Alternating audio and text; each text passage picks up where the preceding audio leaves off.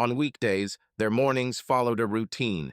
The coffee maker started humming at 6:45, the dog scratched the laminate flooring, demanding to be walked, and a white calendar hung on the refrigerator with marker notes. Dentist Michael, neighborhood counsel Emily, insurance payment. Michael loved these little things. At 48, he valued order more than ever. He rose before Emily, poured 2 mugs of coffee, and left them on the coffee coaster to keep warm. He knew how she drank it, with cream and half a packet of sugar. "Hey, did you take my thermos?" Emily called, walking into the kitchen in sweatpants and a gray college sweatshirt. "No, he's in the dishwasher," Michael replied, handing out food to the dog. "Are you doing Pilates today?" "Yes. New instructor at 7:30. Then straight to the office. Will you have time to pick up the parcel from the post office?" "I'll make it," he said, looking at the calendar. "On the way back from the warehouse." She took the coffee, gave him a quick kiss on the cheek, and checked her phone. The screen flickered and went blank. It was face down. She hadn't done that before, but Michael didn't think much of it. He put on his jacket, tied Cooper up, and went outside. The air was cool. Clouds hung in neat stripes above their small house in suburban Minneapolis. Their neighbor, Harry, waved as he sat down on the lawn. His sprinkler system was breaking down again. "How are you, Mike?" he called. "Fine," Michael replied. "Vikings game on Saturday. Thought I'd throw some chicken wings on the grill. Come on in with Mary." "I'll come," I'll tell her. "And yes, your panels on the garage look good." Michael nodded. He had recently installed solar panels, which he thought was the right, stubbornly practical thing to do. Order, counting, planning, that was how he usually kept his life under control. It was a typical day at work for Michael. He was in charge of supplies for a company that supplied medical equipment to hospitals. Screens, invoices, logistics, carriers. His colleague Ben was cracking jokes, as usual. "Did you hear that? There's another delay at the Rochester warehouse," Ben said, placing a donut on the table. "I swear they're doing this to keep us on our toes." "I know," Michael replied, flipping through the spreadsheet. "I've already written to them. They should sort it out before lunch." At lunchtime, Michael went out to get a salad at a nearby chain cafe. At a table by the window, he briefly remembered how he and Emily had sat in a small cafe in Duluth last fall, drinking hot cider and talking about a trip to Santa Fe. The trip had been postponed. She had a project. He had a report. They had decided then that they would make it in the spring. Spring has passed. He had barely thought about it, but now the image surfaced and lingered. In the evening, he stopped by the post office. The app had a notification from the bank. A small amount had been written off for a taxi ride late at night. He was surprised. They both usually drove, and if Emily returned late, she preferred Uber only from the center. But the amount was small and the route was short. He shrugged, writing it off to a colleague's bachelorette party that she had mentioned last week. At home, he put his bags down, took off his shoes, and went into the kitchen. Emily had returned earlier and was cutting something on a cutting board. It smelled of basil and tomatoes. "You're early today," he said, putting his arm around her shoulders. "The meeting was canceled," she replied. "The director is ill." "I see. And how's the new Pilates instructor?" She smiled somewhat absent-mindedly. "Not bad. Lots of newbies. There was noise. I'm honestly not sure if it's convenient for me to go there, but we'll see. Listen, did Harry call? He's talking about his watering can again." "Yes," Michael said. "He invited me to come over on Saturday. By the way, weren't we planning on going to your sister's for Sunday dinner?" "Yes," Emily replied, but her eyes fell back to the phone. "I'll text her later." They dined quietly. Emily was talking about a new design project her company was making, an office for a startup. She became animated when she talked about fabrics and lamps. Michael listened with pleasure. He loved it when her eyes lit up with work. He appreciated her sense of taste and her ability to work with clients who can change their minds at the last minute. After dinner, she cleared the table and washed the dishes. Everything was as usual. The usual order. Only the phone, lying face down, somehow attracted his gaze. Michael pushed the thought away. He was not a person who checked other people's phones. This was beyond him. He believed that trust was not a gesture, but a daily habit. On Thursday, they went to a neighborhood meeting, a monthly gathering of active residents in the school gym to discuss parking, safety, and bike lanes. Emily sat next to Mary, discussing the bazaar. Michael listened to a police officer report on the decline in thefts. On the way home, Emily suggested they stop at a coffee shop. "I want to get a mint latte for the morning," she said. "They're having a special." At the coffee shop, she lingered at the counter, texting someone. Jay flashed on the screen. Michael didn't have time to see it. She quickly turned off the screen and returned. "Is everything okay?" he asked, not attaching any importance to his voice.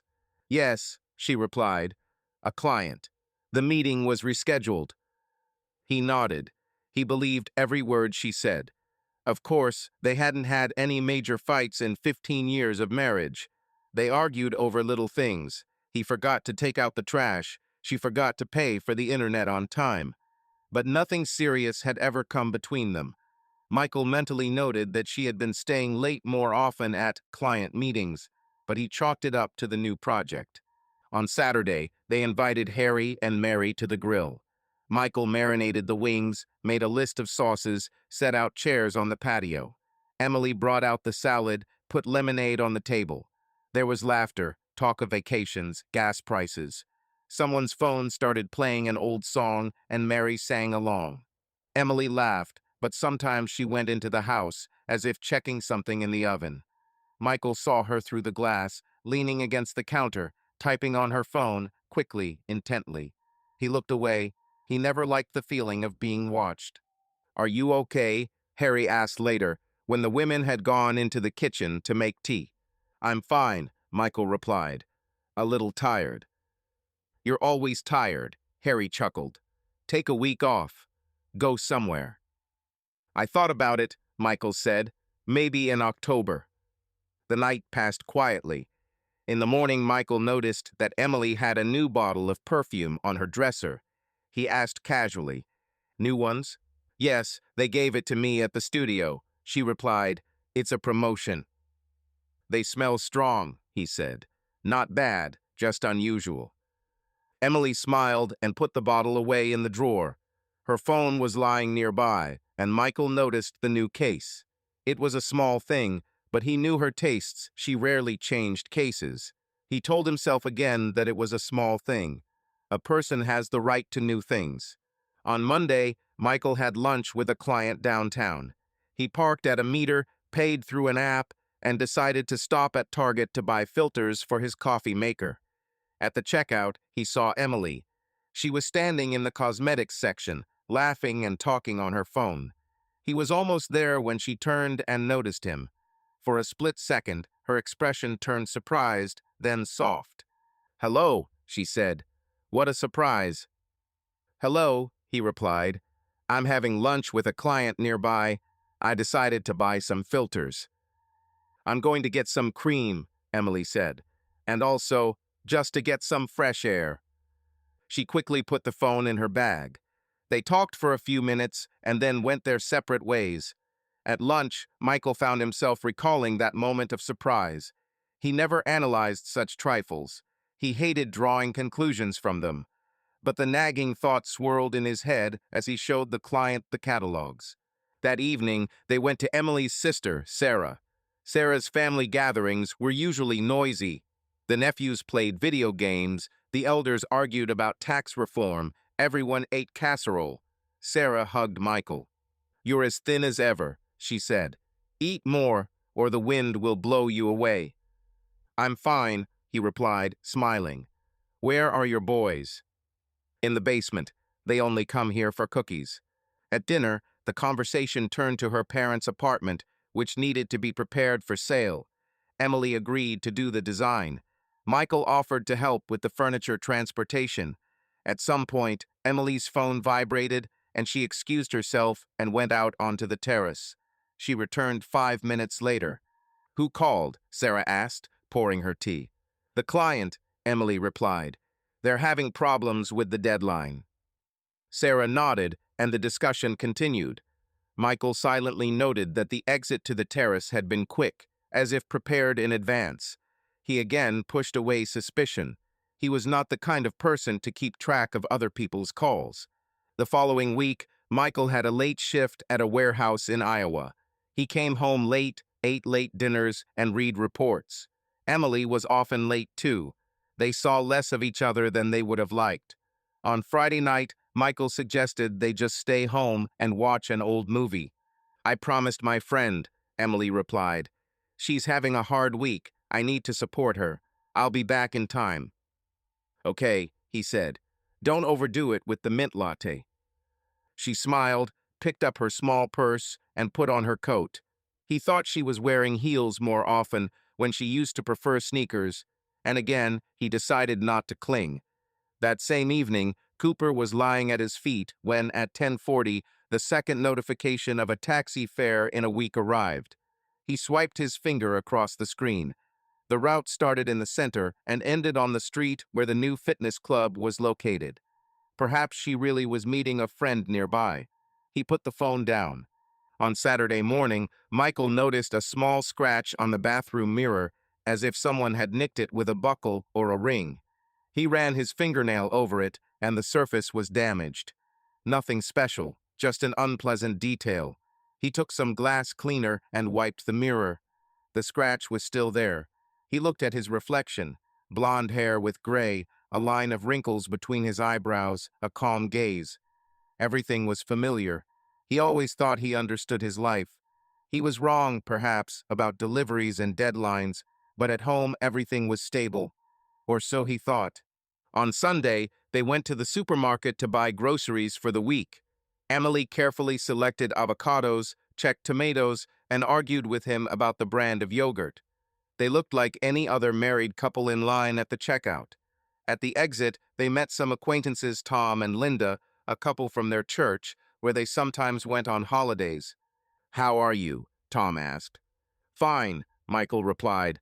"Lots of work." "We have the same," said Linda. "In October, we are going to the lakes.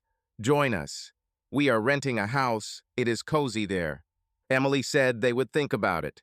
She was silent in the car. Michael asked, "Is something bothering you?" "No, I'm just tired," she replied. "And this movie would be great on Friday.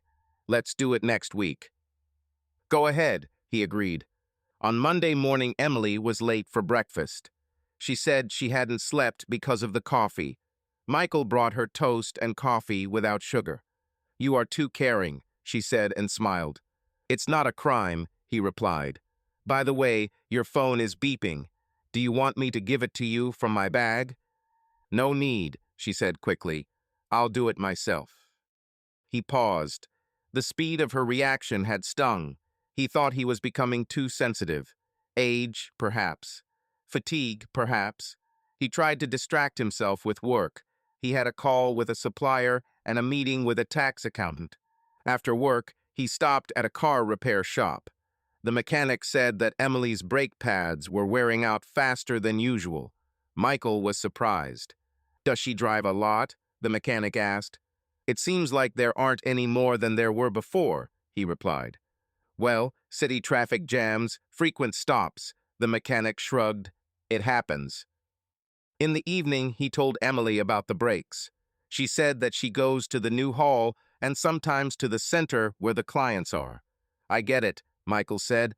"We need to change it." They sat down to dinner. Emily raised her glass of soda. "Let's just talk about nothing," she said. "I'm tired of projects, and you need a break from your deliveries." "Okay," Michael agreed. "What do you think about Thanksgiving? Who should we start with, your family or mine?" "With mine," she answered. "Mom already asked." "No problem," he said. The conversation flowed easily, but Michael found himself listening to the silences between sentences as if they held the answer to a question he hadn't yet formulated. He didn't want to become the kind of person who looked for shadows where there weren't any. But the new perfumes, the office meetings, the late-night drives, they all added up to a picture he didn't want to piece together. He told himself, "This is temporary. The project will end, and everything will go back to its normal rhythm. On Wednesday evening, when he returned from work earlier than usual, he heard music playing in the house at the door. Emily rarely played music alone. He entered quietly, not wanting to startle her. In the living room, Emily was standing by the window, talking on the phone. Her tone was soft, almost a whisper. "No, it won't work today. He's at home," she said. "Yes, later. All right." Michael found himself in the hallway and was only heard when the dog stomped towards him. Emily turned and smiled. "You're early. Is everything okay?" "Yes," he said, taking off his coat. "We just finished early. Who called?" "Sarah," she answered without pause. "She has questions about the furniture again." "I understand," he said. "Will you call me back?" "Yes," she said and turned off the music. "Are you hungry?" He nodded. They ate pasta, discussed the news. Michael didn't ask, didn't check, didn't look at her phone. He saw how she moved easily and habitually in the kitchen, how she talked about her nephew's affairs, how she asked him about reports. He saw everything he had known for many years. But between these familiar details, small details appeared that had not been seen before. He put them in a separate box in his head and closed the lid. Over the weekend, Michael took a shower and looked at the mirror with the scratch again. He took the small glass-making kit he had bought with the panels from the storage room and tried to polish the damage. It only helped partly. He turned the light off and back on again. The scratch was visible at an angle. He caught his reflection and thought, when something is going bad, it shows up before you're ready to admit it. He didn't continue the thought. That same day, Michael received an envelope in the mail with a joint credit card bill. He rarely looked at it right away, usually he paid online. But out of habit, he opened it. Inside was a printout. He ran his eyes down the lines. Coffee shops, a supermarket, gas, and a few items at a restaurant downtown where they hadn't been together for a year. The amounts weren't huge, but they were recurring. He said to himself again, clients, bachelorette party, menu test for a project. He put the envelope in a folder and didn't say anything. On Sunday evening, Emily pulled out a box of winter clothes. Autumn was coming into its own. She tried on her coat in front of the mirror, adjusted her scarf. Michael looked at her and thought how accustomed he had become to this woman, to her order on the shelves, to her morning notes, buy milk, and pick up dry cleaning tomorrow. He thought that this was their shared home, not the walls, but the habits, the shared movements. "Can you hear me?" she asked. "Yes, sorry. I was lost in thought. I was wondering if we could go out to dinner on Thursday," she said. "I want to get the work week out of my head." "Of course," he replied. "I'll reserve a table." "Thank you," she said, leaning against him for a second. "You're a good man." The words sounded strange, as if she were watching from the sidelines. But Michael didn't pick on them. He clung to his familiar role. Let there be dinner. Let there be laughter and photos on the phone. They were sitting in a restaurant on Thursday night, the lights moving outside, plates of pasta and salad on the table. Emily looked perfect. She was talking about the new office lighting, and Michael was nodding solemnly. Then she looked away, her gaze moving toward the door, as if she were waiting for someone. Michael caught the movement, but decided that the door had simply slammed too loudly. They paid, stepped out into the cool air. Emily put on her gloves, and he handed her a scarf. She smiled. At home, it was already 11, and she said she would wash up and go straight to bed. Michael went into the bathroom later and looked at the scratch again. He reached out and ran his hand over the smooth surface. A small piece of paper slid off the lid of the washing machine. He picked it up. It was a receipt from a bar, dated 3 days ago. 2 cocktails, an appetizer. Nothing out of the ordinary. He turned the receipt over. On the back were 2 words in a ballpoint pen. "Thank you, Jay." The handwriting looked alien. Michael put the receipt on the shelf and gave no indication that he had seen it. That night, he woke to the sound of the dog shifting by the bed. He went into the kitchen to get some water. Emily's phone was on the table, the screen flashing with notifications. He turned away. The tap water was cool. He stood and sipped. As he walked back to the bedroom, he thought that their life was not broken. Things were in their place, work was going on. But something was different. He wanted to call it fatigue. He wanted to file it under the temporary column.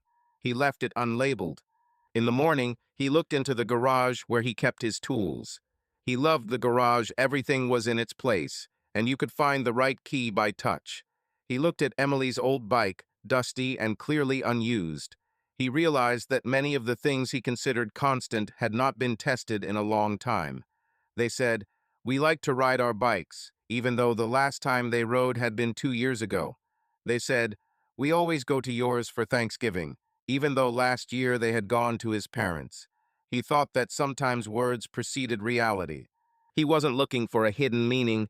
He was simply noticing inconsistencies for the first time in a long time. That evening, while he was collecting the laundry from the dryer, he found in Emily's coat pocket a small packet of chewing gum, which she usually didn't buy. The packet was a flavor he didn't like and never took. He chuckled. The world is full of little things. Not every little thing is a sign. A full laundry basket, an old song on the radio, a dog asking to be walked, the usual elements of someone else's life from the outside. But this was their life. He put the basket down, went outside with Cooper, and walked down the block. The house across the street was being renovated, and a "for sale" sign hung in the window of the third house on the left. An elderly couple walked by, and the woman said hello. Michael nodded. He thought that each house had its own story. He didn't know that he would soon look at theirs differently. When he returned, Emily was already asleep. He stood in the bedroom doorway. The soft breathing, the warm glow of the nightlight, the even folds of the bedspread. He lay down next to her, smelling the familiar scent of her hand cream. He looked at the ceiling and realized that he was collecting in his memory everything he could describe as normal. He was tired of it. The next morning, he poured 2 more mugs of coffee and set one out for Emily. He opened the refrigerator and glanced at the white calendar. Next week, she had neighborhood council and client meeting marked for Wednesday night. Next to it, someone had written in blue marker, "Dinner at Tom and Linda's on Friday." He didn't remember making any arrangements. He pulled out his phone to text Tom, but stopped. "We'll check as we go," he told himself. No questions asked. Michael let the dog out into the yard and returned to the kitchen. He saw a note on the table. "Back later. Don't wait up. E." He knew the morning meeting would be long. He folded the note with the others. They had a small box for checks, receipts, and such. He put it back. There was something calming about the way he returned things to their usual positions. But the calm was not holding up anymore. He didn't yet know that he would soon read a message that would change everything. For now, he continued to hold on to his usual rhythm. He didn't look for confirmation of his vague doubts. He believed that order would justify itself. He still believed. The morning began with a meeting in the office. Michael sat in a conference room with Ben and the St. Paul Clinic's purchasing manager, discussing the delivery schedule. On the table were printouts, a laptop, and a glass of water. The phone was nearby, the sound was turned down. As the meeting was ending, the phone screen lit up. Emily. Michael walked out into the hallway and answered. I was just," he began and fell silent. There was no familiar hello on the line. There were rustling sounds, the sound of windshield wipers, and voices that were muffled, as if the microphone was covered with fabric. "Leave the car at the south entrance. There are fewer cameras there," said a male voice. "I know," Emily said quietly. "Hurry up. I have 40 minutes. "You're nervous. He may come back earlier today," she said after a short pause. "And don't write to me after 8. The metal keys jingled, the door slammed. Michael listened without moving. The words were ordinary in sound, but the meaning was clear without interpretation. Rustles, half-whispers, 40 minutes, don't write after 8. The name sounded a second later. "Jason, stop joking," Emily said more gently. "I need to go down to the hall for at least 15 minutes, or they'll notice." Michael's heart didn't drop. Nothing burned. It felt like someone had taken the sound off the outside world. He turned off the call, stared at the white wall with the evacuation plan, then returned to the conference room. "Everything okay?" Ben asked, raising an eyebrow. "Yes," Michael replied. "Wrong call." He sat through the meeting, signed the papers, joked about traffic jams on 35W, and went out to the parking lot. He turned on the air conditioner in the car and just sat there, looking at the steering wheel. He was not inclined to dramatize. He always demanded facts. Now he had no hint, no guess. He heard it with his own ears. He arrived at the warehouse, checked the invoices, and made a few calls. His voice didn't tremble. His phrases were in place. At 4 o'clock, he told Ben that he was going to the center to take the documents to the accounting department. Instead of the accounting department, he parked at the fitness center that Emily supposedly went to in the mornings. He sat there for 15 minutes. He got out of the car, walked around the block, and came back. At 5:40, the side door opened. Emily got out with a man in a dark windbreaker. He was taller than her, with short hair and a sports bag in his hand.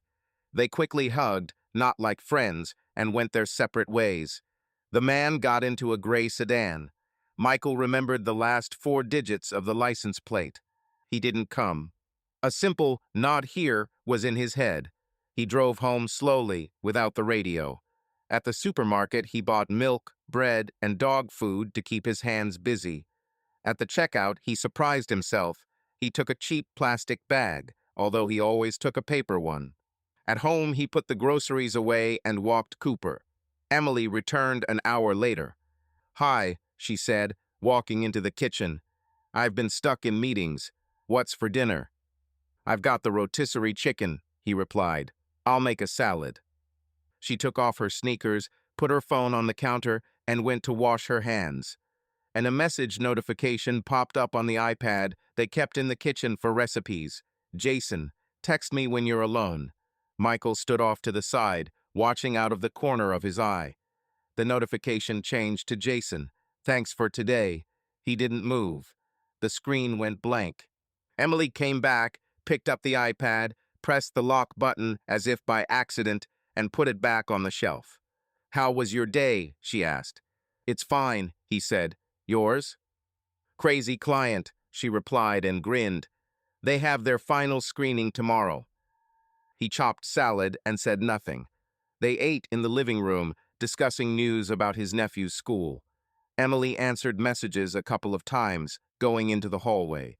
After dinner, she said she would be tired if she didn't go to bed early. When the house was quiet, Michael sat down on a stool near the kitchen. He opened his iPad. He had never done that before. He knew her passwords only because they synced the family Apple ID. The messages opened immediately. At the top was Jason M. The messages from the past weeks, short phrases, stickers, times and places.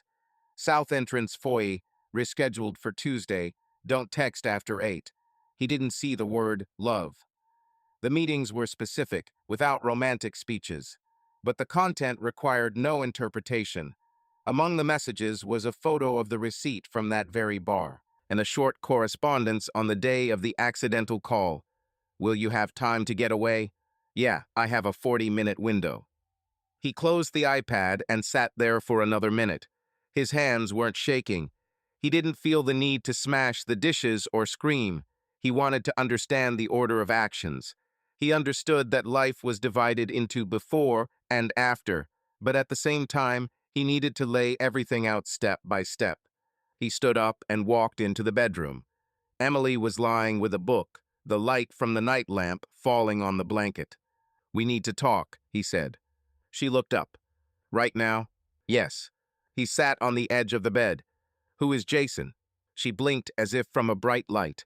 "The client," she said too quickly, "on the project." "I heard the conversation," Michael said evenly.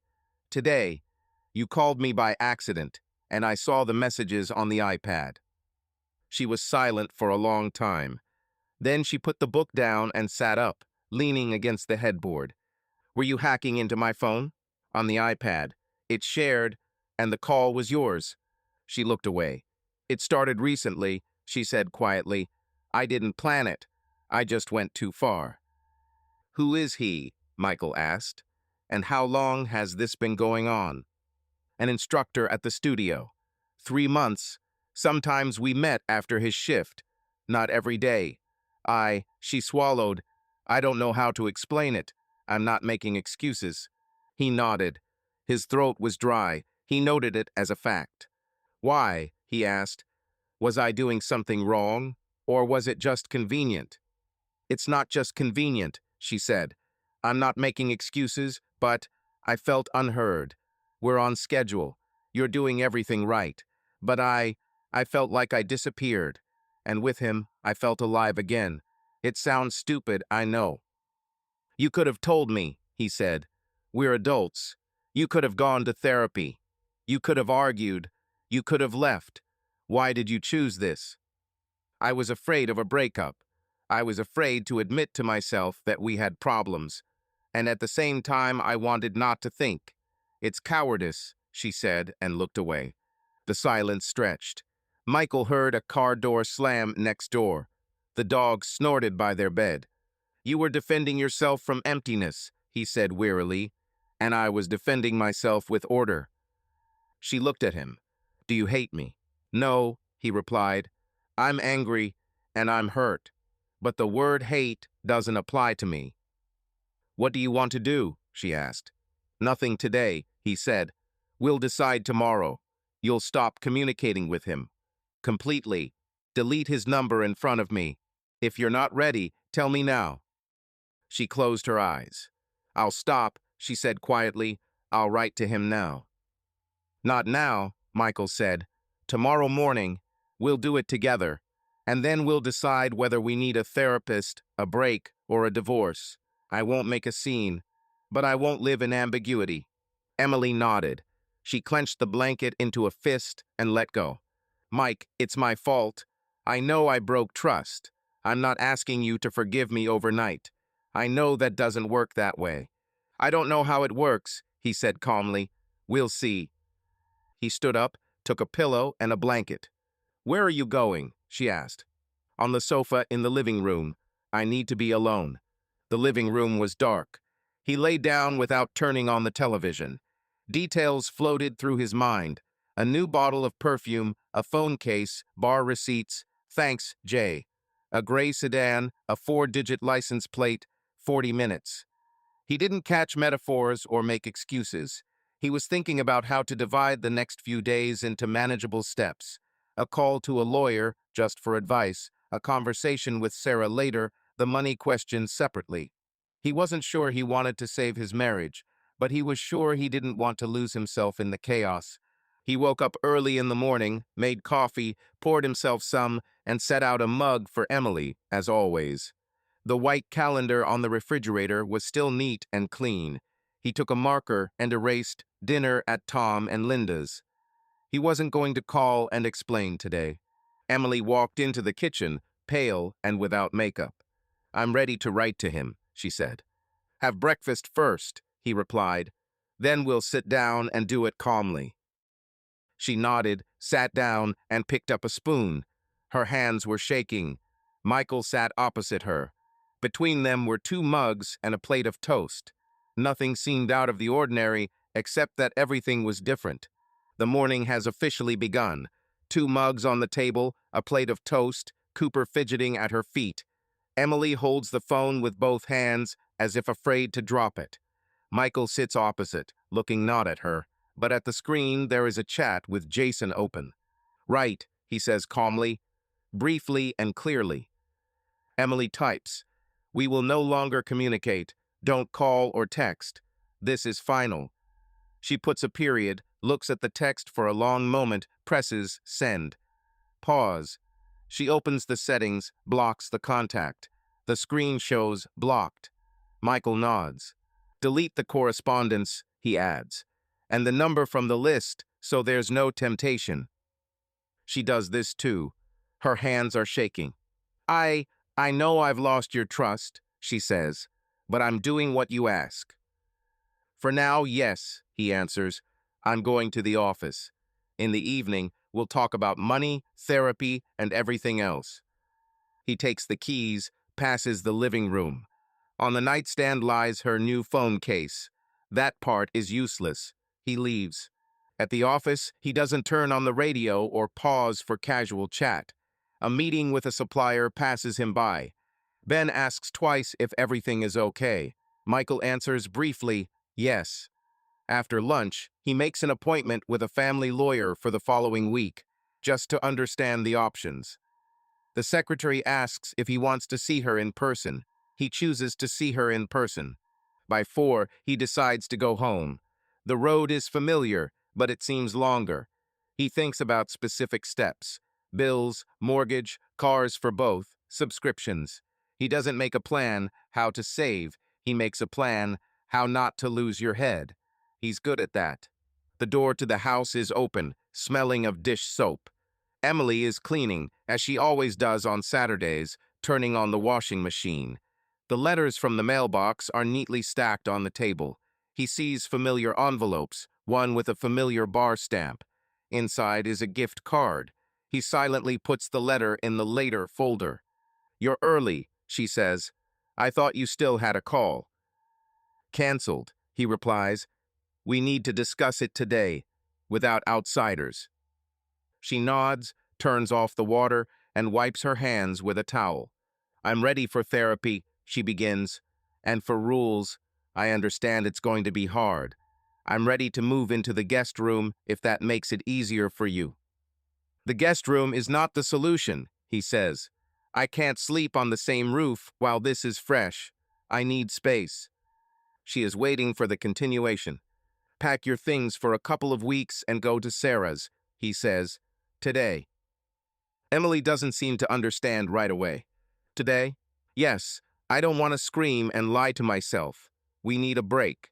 Not for an hour, but for days. We'll talk to a lawyer, a therapist. We'll decide what to do next. But today you need to leave." "Are you kicking me out?" she asks quietly. "I'm asking you to leave the house for a while," he replies. "I don't want to see your messages, your habits, while there's noise in my head." "I won't write to him," she hurries. "I'm here with you." "It's not just that," he interrupts. "It's that I can't breathe in these walls the way I could yesterday." She leans against the countertop, closes her eyes, and takes a breath. "Okay," she says. "I'll pack my things." She goes into the bedroom. Michael stays in the kitchen, listening to the sounds of the closet, the zip of the suitcase, the heels in the closet. He doesn't follow. He washes one plate, even though it's clean. He dries it and puts it back. In the living room, the washing machine goes silent. Emily returns with a suitcase, a coat on her arm. On the cabinet by the entrance, she takes her keys off the hook. Then she puts the garage key back. "I don't know where I'm going to live after a week at Sarah's," she says. "But I'll figure it out. I'll pay my share of the mortgage and the bills. I won't leave you with this." "We'll discuss the money later," he answers. "And the dog, too. Cooper will stay with me for now. If you want to walk him, write in advance." She nods. "Mike." She begins and then falls silent. "I have nothing to add. I screwed everything up. I know you don't have to give me a chance." "Don't speak for me," he says. "We'll see what I want after a break. Right now, just leave." She presses her lips together, takes the suitcase, and turns around at the threshold. "Will you tell Sarah or me?" "Tell me yourself," he replies. "I won't explain it to anyone yet." She steps out onto the porch. It's cool outside, the wind blowing leaves along the path. The neighbor's dog barks on the corner. Emily rolls her suitcase toward the car. Michael stands in the doorway, not hiding. He doesn't wave or turn away. She opens the trunk, puts the suitcase down, gets behind the wheel. She rolls down the window before starting the car. "I'll write when I get there," she says. "No need," he replies. The car pulls out of the yard. At that moment, Harry comes out with a bag of leaves, looks up, meets Michael's eyes, and quickly looks away. The house becomes very quiet. Michael locks the door and walks around the rooms. The bedroom is empty. On the dresser, there is her toothbrush, hand cream, a pair of earrings in a saucer. He does not touch them. In the bathroom, there is an open shelf with her cosmetics. He closes the closet and turns off the light. In the closet in the hallway, he sees her scarf. He hangs it up neatly. In the kitchen, he takes a white calendar off the wall and puts it in a drawer. He attaches an empty magnet to the refrigerator. He pours water and puts out a bowl for Cooper. The dog follows him, worried. "It's okay," he says to the dog. "Let's go for a walk." He walks with Cooper down the block toward the school stadium. The air is cool, the sky low. Teenagers are playing on the playground. Parents are discussing where to buy winter boots. Michael listens to phrases that do not apply to him. Discounts at the mall. My daughter is having a conference. Meat has gone up in price. These conversations help occupy his mind. When he gets back, he opens the garage and takes out an old box from the closet where he used to put things for later, postcards, tickets, photos. He sits on the floor and looks through them. He finds a photo from Duluth, where the two of them are sitting with hot mugs. He puts it aside. The rest goes back in the box. He doesn't throw anything out. Not today. He sits down at his desk and makes a list. Mortgage check automatic payment. Lawyer Tuesday, 3 p.m. issues, separate accounts, home, deadlines, therapy find a therapist. He opens his laptop and types Family Therapist Minneapolis Reviews into the search bar. He copies 3 contacts. He closes the lid. Gotta get up early tomorrow. The phone rings. Sarah is on the screen. "Hi," she says. "Emily's here. She said you were taking a break. How are you?" "It's fine," he replies. "Thank you for accepting her." "I'm not butting in," Sarah says. "But if you need a hot dinner or help with Cooper, just say so." "Thank you, I can handle it," Michael replies. After the conversation, he goes into the living room and takes a couple of framed photographs off the wall. Put them in a drawer, leaves the neutral ones a view of a lake, a city map. He doesn't erase the traces of their lives, he removes what hurts now. By 8 o'clock, he turns on the TV without sound, so as not to hear the emptiness. He pours himself some tea and sits down with a notepad. He writes, "Rules for the pause." Point 1. No texting to each other except for everyday matters. Point 2. No general meetings at church or with friends this week. Point 3. Meeting with a therapist only after consultation with a lawyer. He looks at the list, realizes that it sounds harsh, but he doesn't know any other way. At 9, a text comes from an unknown number. "This is Jason. Emily asked me not to text her. I want to tell you this is all on me. I'm sorry." Michael watches for a few seconds, doesn't respond, blocks the number. It becomes clear in his head. He did the right thing by asking her to leave. He needs to protect his territory. He spends the night alone in the bedroom. He doesn't turn on the nightlight. He wakes up to a silence he hasn't heard in a long time. In the morning, he makes coffee as usual, but leaves 1 cup empty. On the table is a notebook with yesterday's list. He adds an item. Call the bank, temporarily reduce the limit on the joint card. Then he takes the leash and walks with Cooper. Around the corner, he meets Mary. "I heard it from Sarah," she says quietly. "Hang in there. That's all I'm saying." "Thank you," he replies. "We'll figure it out." When he gets home, he collects her essentials from her drawer into a separate box and puts it in the guest room so she can pick them up whenever she wants without having to go far. He writes her a short message. "Your things are in the guest room. Pick them up anytime today. I'll be out from 5 to 7. She replies a minute later, "Thank you." No more words are needed. That same morning, he called the therapy center. The administrator suggests a date in 4 days. He signs up. Then he opens his laptop and prepares a letter to his boss. He will take a day or 2 off next week. He formulates it dryly, without details. By midday, he goes out into the backyard, sits on the steps, watches the wind move the maple branches. He doesn't go over the scenes from yesterday, doesn't look for where he missed it. He acknowledges the fact that there was a rift in their marriage. He didn't notice it or didn't want to notice it. Now he has a house, a job, a dog, bills, and a day to live without hysterics. That's enough. The phone vibrates. A notification comes from the doorbell camera. Movement at the door. Emily is on the screen. She silently takes the box from the guest room, puts it in the car. Don't try to knock. Drives away. Michael sighs, but doesn't text her. He remains in the silence he requested. In the evening, he takes a pizza out of the freezer, turns on the Vikings game, calls Harry and says briefly, "No company today." Harry understands and does not ask questions. Michael eats without tasting, but performs a simple action: he eats dinner. After the game, he washes his plate, wipes the table, and turns off the light. The house is in its place. There are fewer things and fewer voices, but it is still his house. He lies down and for the first time in 2 days falls asleep immediately. No dreams, just sleep, like a technical pause. The house was too quiet. Michael turned on the radio in the kitchen, but turned it off a minute later. Other people's voices were irritating. He poured coffee into only one mug and caught himself moving the second one empty closer to the stove out of habit. He returned it to the cupboard. Cooper sat at his feet, resting his muzzle on his sneakers.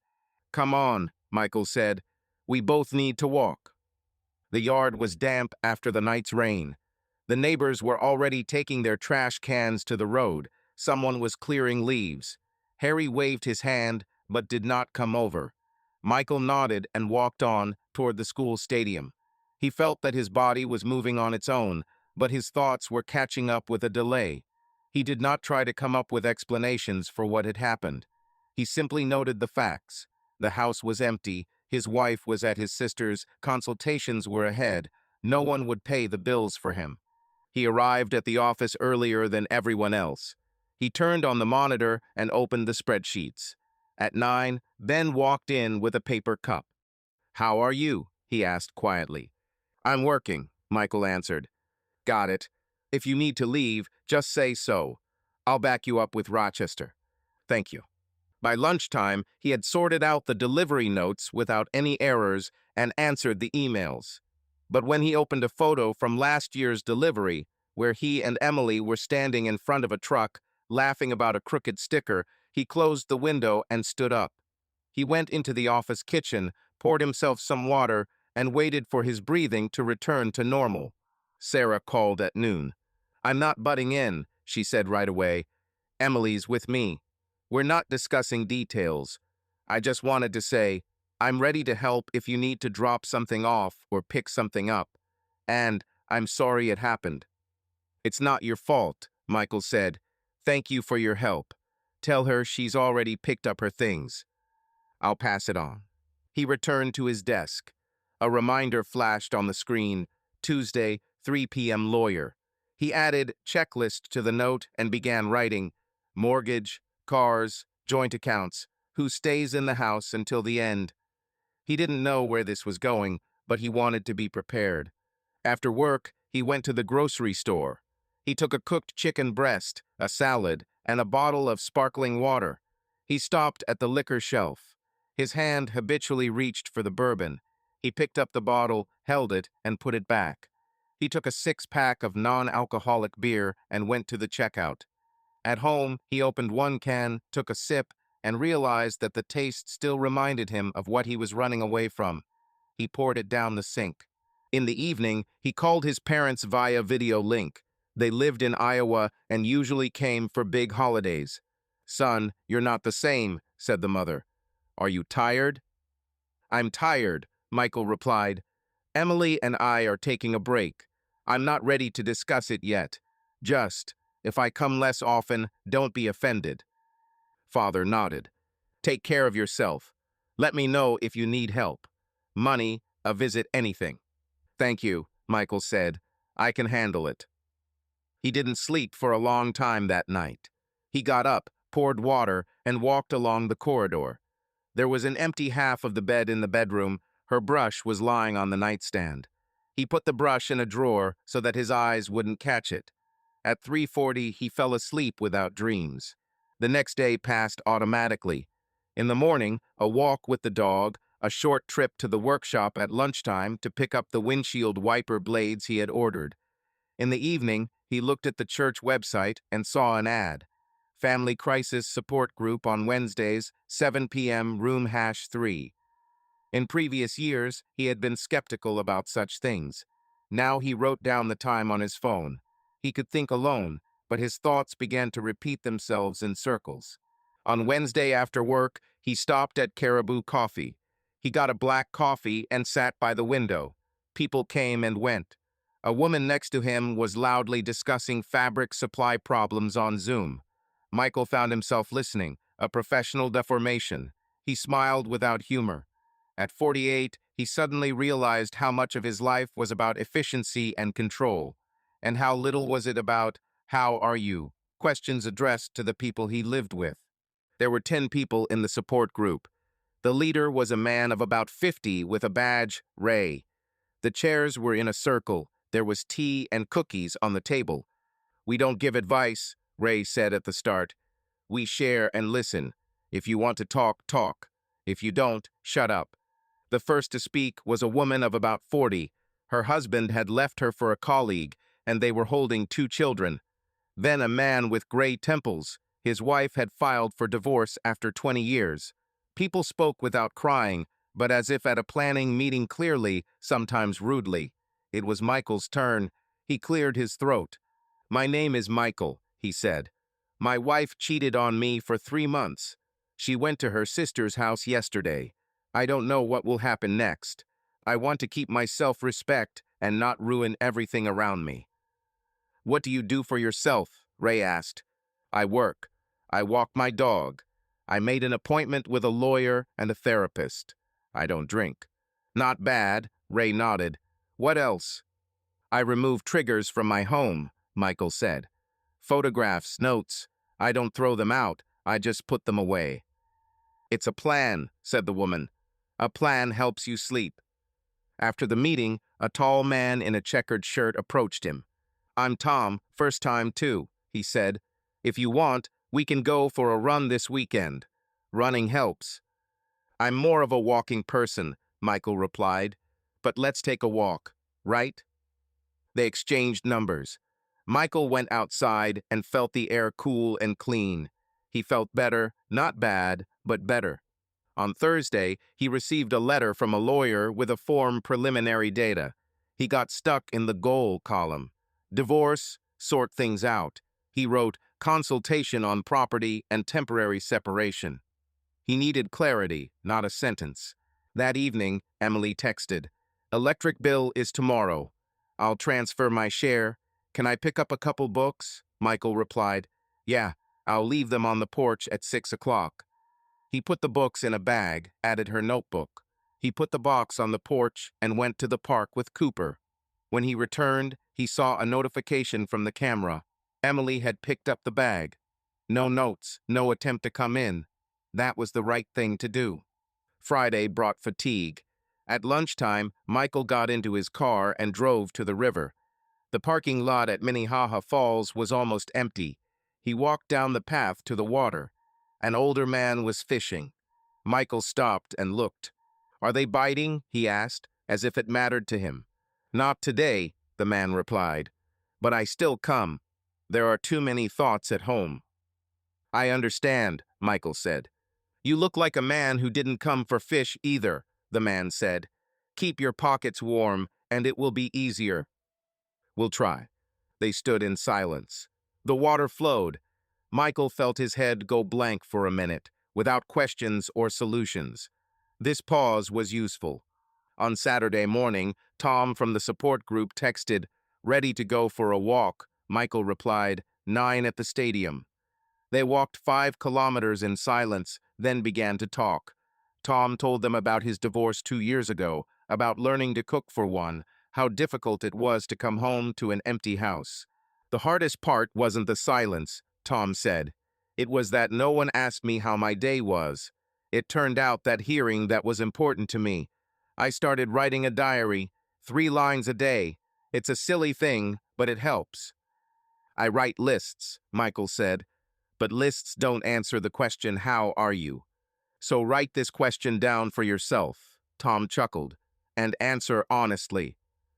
At home, Michael found a blank notebook, wrote the date and 3 lines. "Woke up tired. I walked with Tom. Didn't break into bourbon. This simple entry gave the feeling that the day was no longer empty. That afternoon, he drove to Emily's parents' house to pick up an old box of house papers that they kept. He called ahead. "I'll leave it on the porch," Emily's mother said. "I'm not ready to talk, but it's not against you." "I understand," Michael said. "Thank you." The box was at the entrance. He took it without delay. In the car, he caught himself not being angry at their distance. Everyone has their own way of surviving other people's mistakes. On Sunday, he did go to church. He didn't sit in their usual place, but closer to the exit. After the service, the pastor approached him. "Good to see you, Michael. If you need to talk, you know where to find me." "I know," he replied. "Thank you." He returned home and turned on music for the first time in a week, not the radio, but a playlist of instrumental tracks. In the kitchen, he made soup. He took the empty magnet off the wall and hung the calendar back up. With a black marker, he wrote "Group Wed, Lawyer 2, Therapist Fry." He signed "Tom Walks at 9 o'clock." He looked at those 4 lines and felt that this was not control for the sake of control, but a plan to keep from drifting apart. That evening, Emily texted, "I'll be staying with Sarah for the rest of the week.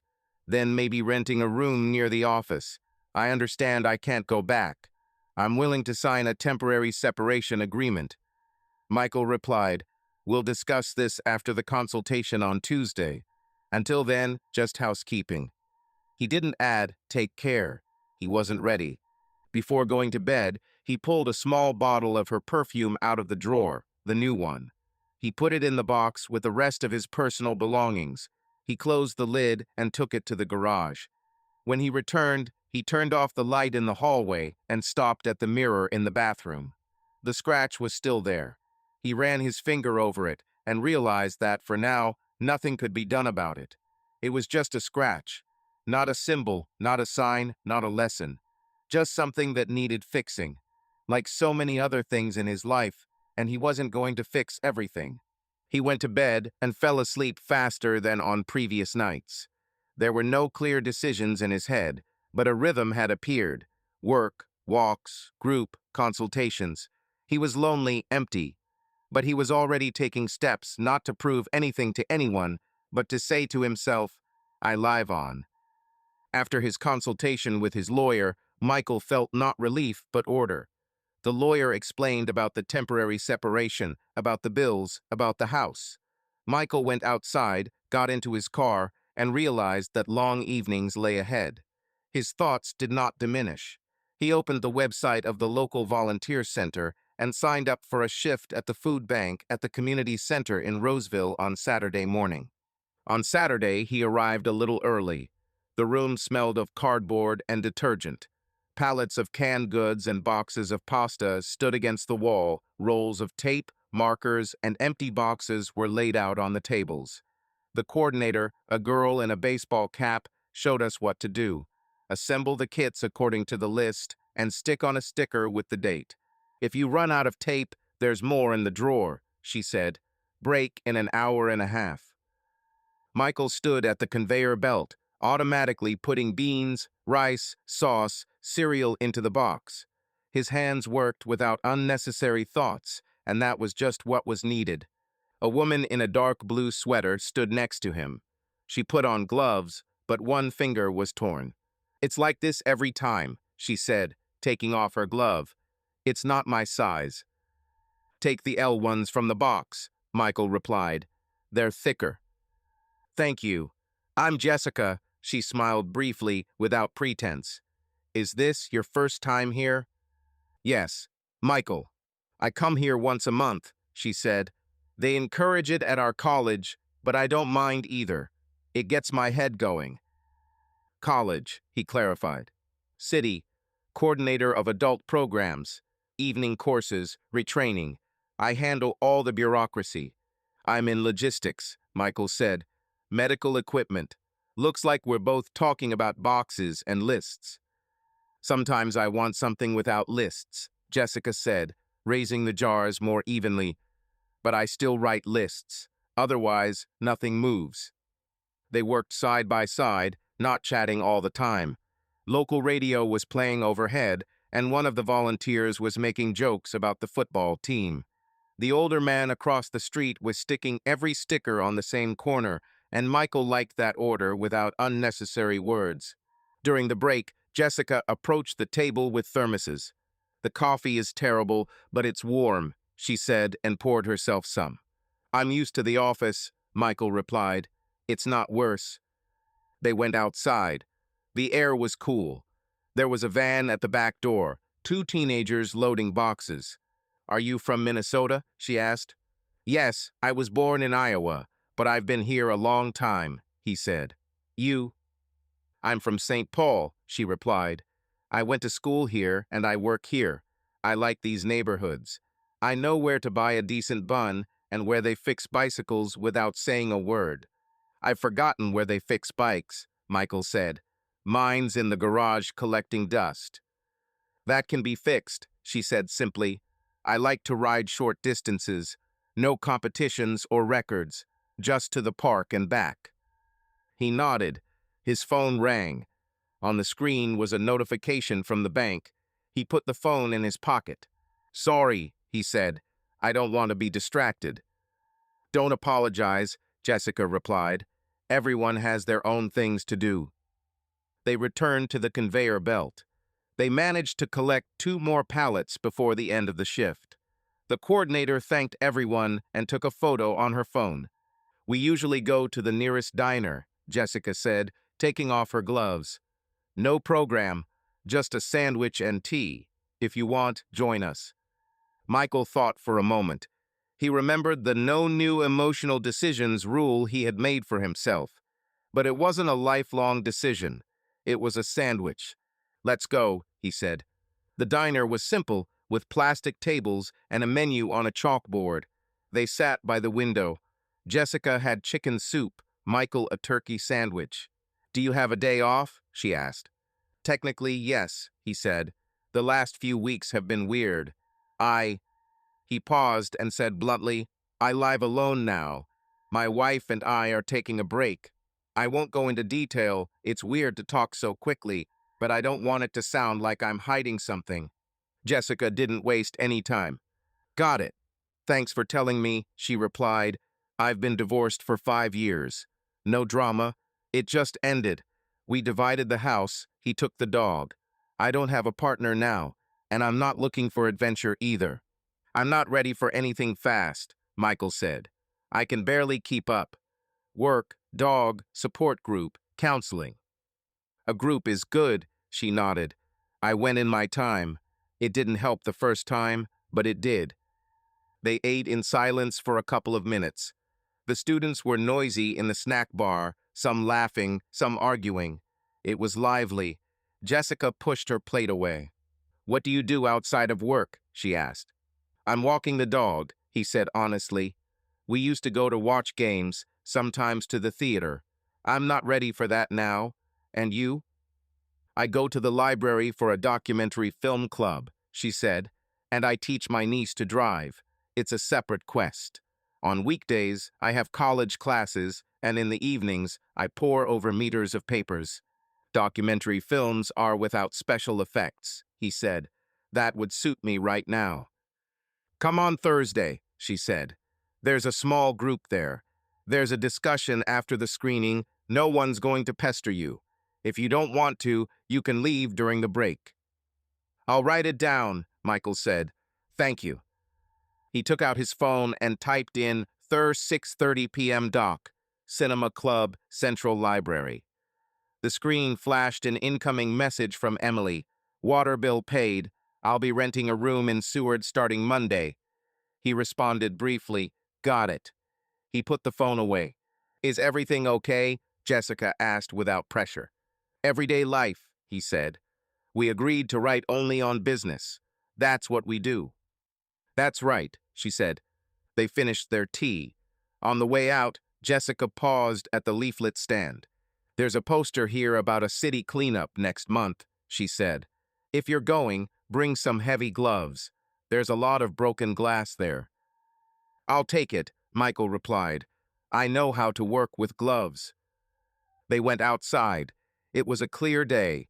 In the parking lot, Michael pointed to a food bank van.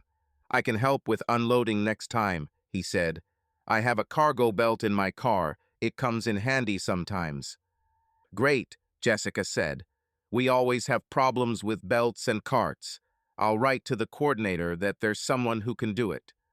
She hesitated for a second. "Let's exchange phone numbers. I'll send you a link to the library club. And if your plans change, just write, 'I can't,' without explanation." "It fits," Michael said. They exchanged contacts. On her phone, he saw that she had written him down as Michael Volunteer. That was fine with him. On his phone, Jessica Libraricolege appeared.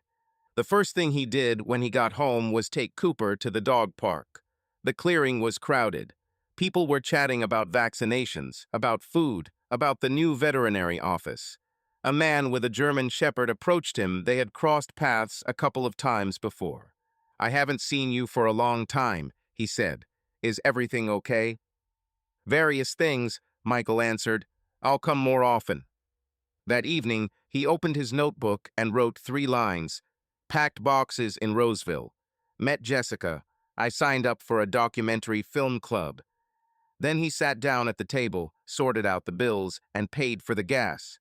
On his to-do list, he wrote, "Write to the coordinator about unloading. Buy work gloves. Check the brakes on my car." On Monday afternoon, a message arrived from Jessica. A link to the library's website, a schedule, a parking map. "Thank you," he wrote. "I'll try to come on Thursday. If there's a fire at work, I'll write." "Okay," she replied. "No pressure." Thursday was a tense day. A supplier from Iowa had delayed a shipment. Ben was calling every hour. Spreadsheets were flying. The department head was asking for a report by the end of the day. At 6, Michael realized he had time. He threw a light jacket into his bag and went downtown. The library was more crowded than he expected. The room was unpretentious, and on the screen was a documentary about a small town that was restoring an old farm. People were watching attentively. Michael was sitting in the 3rd row at the side. After a few minutes, he noticed Jessica in the aisle. She nodded at him, not coming over to get in the way. After the screening, everyone moved into the next room. The moderator asked a simple question. Why do people even take on projects like this? Some people talked about tradition, others about taxes. Michael raised his hand. "When you do concrete work with your hands," he said, "the day becomes clearer. You see the result. In ordinary life, the result is smeared. But here you tighten one bolt and it holds." "That sounds right," said the woman across from me. "I'm a teacher. At the end of the term, the bolts are not visible. We need other reference points." Jessica listened without interrupting. After the discussion, they went out into the hall. "How do you like it?" she asked. "It's fine," Michael said. "No drama, no unnecessary words. It suits me." "Want some tea?" she asked. "There's a vending machine downstairs. Or is it time to go?" "I have 20 minutes," he replied. They sat on a bench near the entrance, took paper cups. Jessica told them about her students, 40-year-olds, 50-year-olds, those who had lost their jobs, those who had decided to go back to school, about unpleasant things like forms and deadlines, about pleasant things like senior prom. "I love it when someone comes to me and says, 'I haven't studied for a long time and I'm scared,'" she said. "And 6 months later, he's already arguing with the teacher about sources." "I know that," Michael said. "I love it when people stop being afraid of warehouses and invoices." His phone vibrated. Emily sent a short message. "I'm picking up the food processor this weekend. Can I?" He replied. "Yes, I'm home Saturday from 12 to 14. Pick it up through this window." And he put the phone face down. "It's okay," he told Jessica. "Just logistics." "I understand," she said. "Life is a million little resolutions and plans." They finished their tea. As they parted, she said simply, "If you want another shift at the bank, I'll be there next Saturday morning. They need a pair of hands again." "I'll come," Michael said. "I'll write it down." He returned home later than usual, but without stress. He turned off the extra light, stroked Cooper, and put a container of soup for tomorrow in the refrigerator. He opened the notebook. Library, conversation without pressure, Saturday volunteering. He looked at these words and realized that today nothing was stormy. Not because everything was fine, but because the day included people, work, and simple tea. On Saturday morning, Michael came to the food bank again. This time, the coordinator assigned him not to the tape, but to the team that delivers boxes to the elderly on the list. Jessica came up in a jacket and a knitted hat, waving her hand. "Let's go in my sedan," she said. "I have belts in the trunk, but if yours are better, we'll take yours." "My trusty ones," Michael replied, showing the belt with hooks. "Where first?" "Roseville Nursing Home in Hamline. The administrator there is strict, doesn't like being late." They loaded the boxes, checked the list of addresses. On the way, they talked easily about road repairs, about parking at libraries, about the price of eggs. At the entrance to Roseville, Jessica turned on her turn signal earlier than usual. "I always do it this way," she said. "Early warning, fewer sudden maneuvers." My students laugh. "I can relate to that," Michael nodded. "Better early than at the last minute." At the first house, the names of the recipients coincided. The administrator was indeed strict, but thanked him for his punctuality.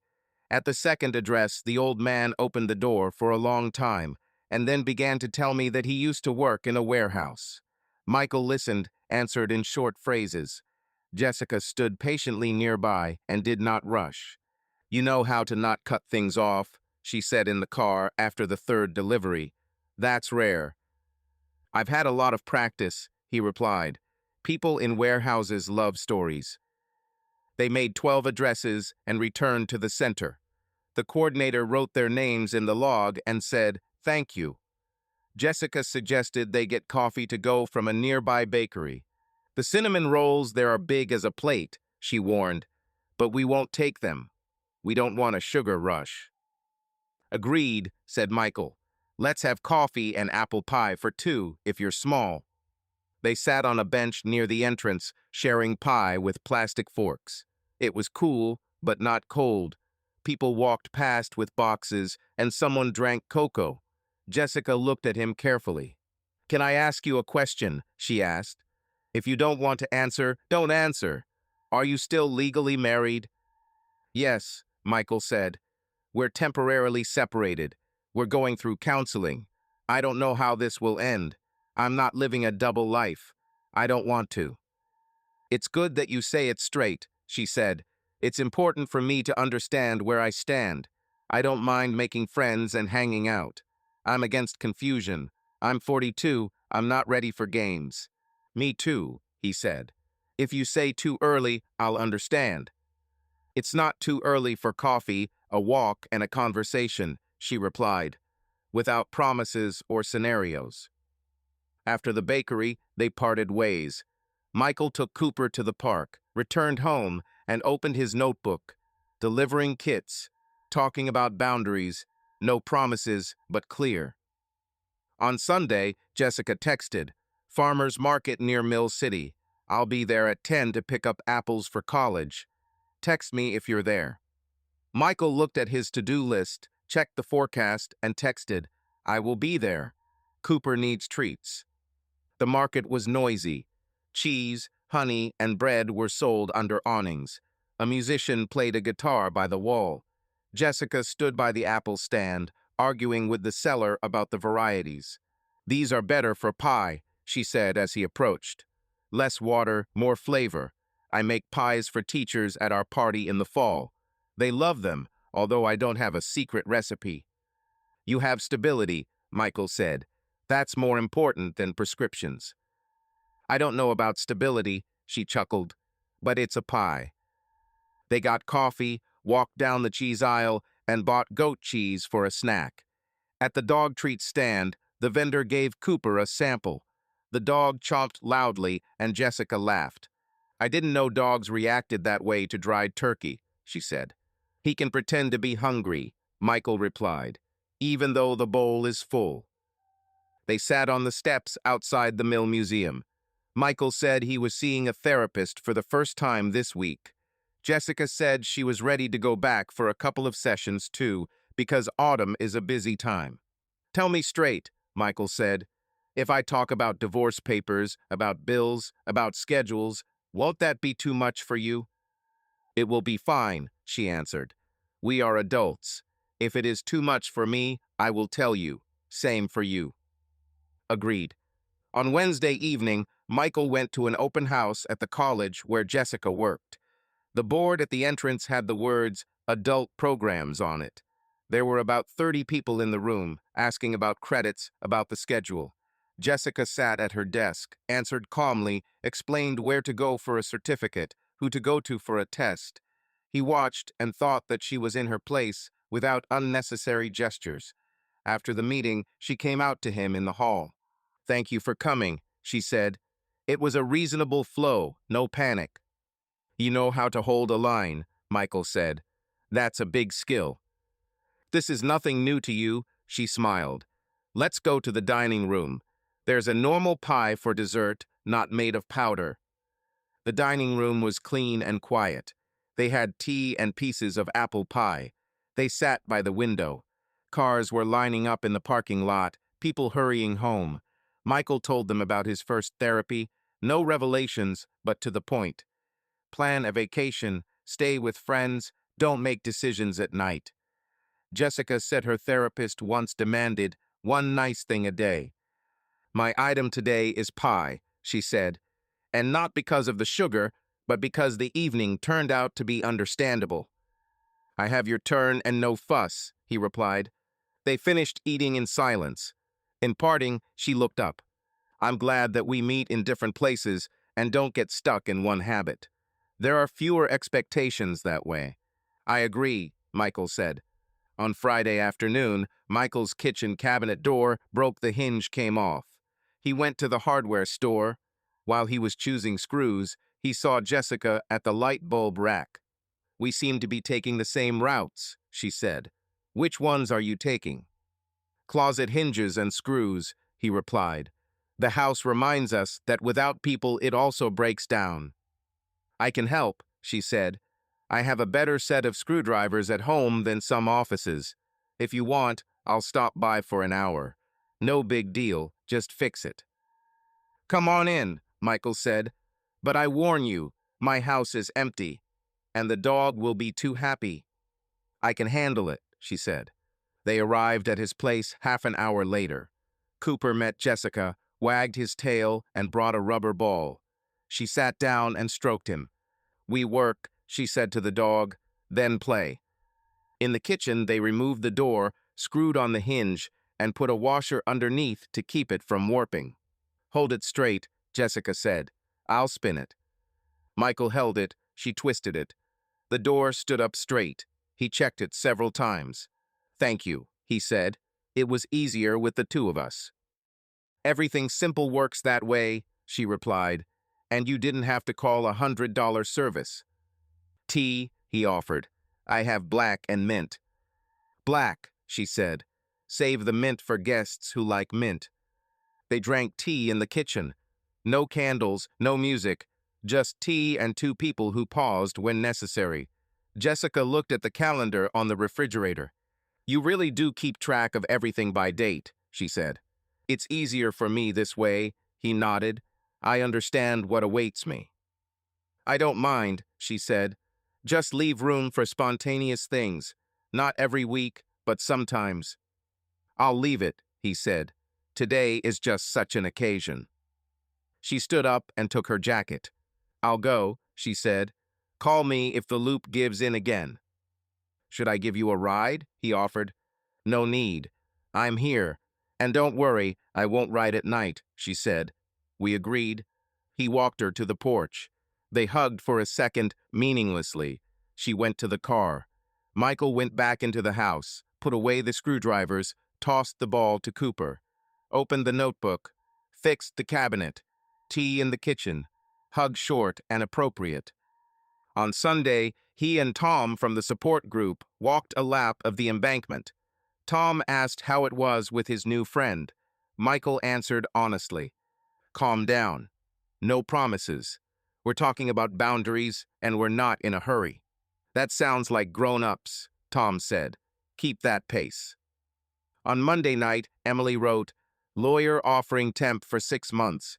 Meeting Thursday. Is that okay? Michael replied, that's okay. Send me a draft.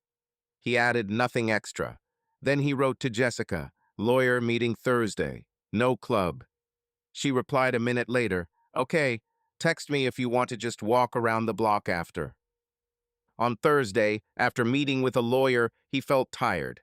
No surprises, but a lot of paperwork. He went outside, walked a block, and called Jessica. The block is relevant, he said, if she's free. I'm on campus. 10 minutes and I'll be at the main entrance, she said. They walked around the building, discussing not the documents, but what had been shown at the documentary club that week. Then she said, I have a free evening on Friday. Don't invite me to a restaurant. Let's just fry some vegetables at your place and watch an old video of the game. I'm not a fan, but I like to watch people in the stands rejoice. Okay, he said, but one caveat, I'm not up for overnight stays or anything like that. Not right now. I didn't ask, she replied. We agreed to go gradually. I'll leave after 10. No hard feelings. On Friday, they chopped peppers, zucchini, onions, laid them on a baking sheet, and drizzled them with olive oil. The smell filled the kitchen. Cooper lay down by the door and watched them. They turned on a recording of an old Vikings game, laughed at the coach's strange decision. Jessica asked why people loved this sport so much. Michael explained briefly and to the point. They ate, commented, and argued without anger. At 10, she threw on a jacket. Thank you for the evening, she said at the door. It was stress-free. Me too, said Michael. Have a good trip. He closed the door, turned off the light, and sat on the edge of the sofa. The house was quiet, but not empty. In his notebook, he wrote, vegetables in the oven. Play. No pressure. Sleep came quickly. He lay down and fell asleep without much rearranging of pillows. On Saturday morning, he woke up before the alarm and realized that he didn't dread the day. Not because everything was decided, but because he now had several stable supports: work, a group, walks, a dog, and a person with whom he could spend an evening without stress. It was enough to call it hope without further ado. On Tuesday after work, Michael went to his second appointment with the therapist. He already knew Chloe from the first session. The room was ordinary: 2 chairs, a table with water, a lamp in the corner. No relaxing music, just the quiet hum of the ventilation. How was your week? Chloe asked.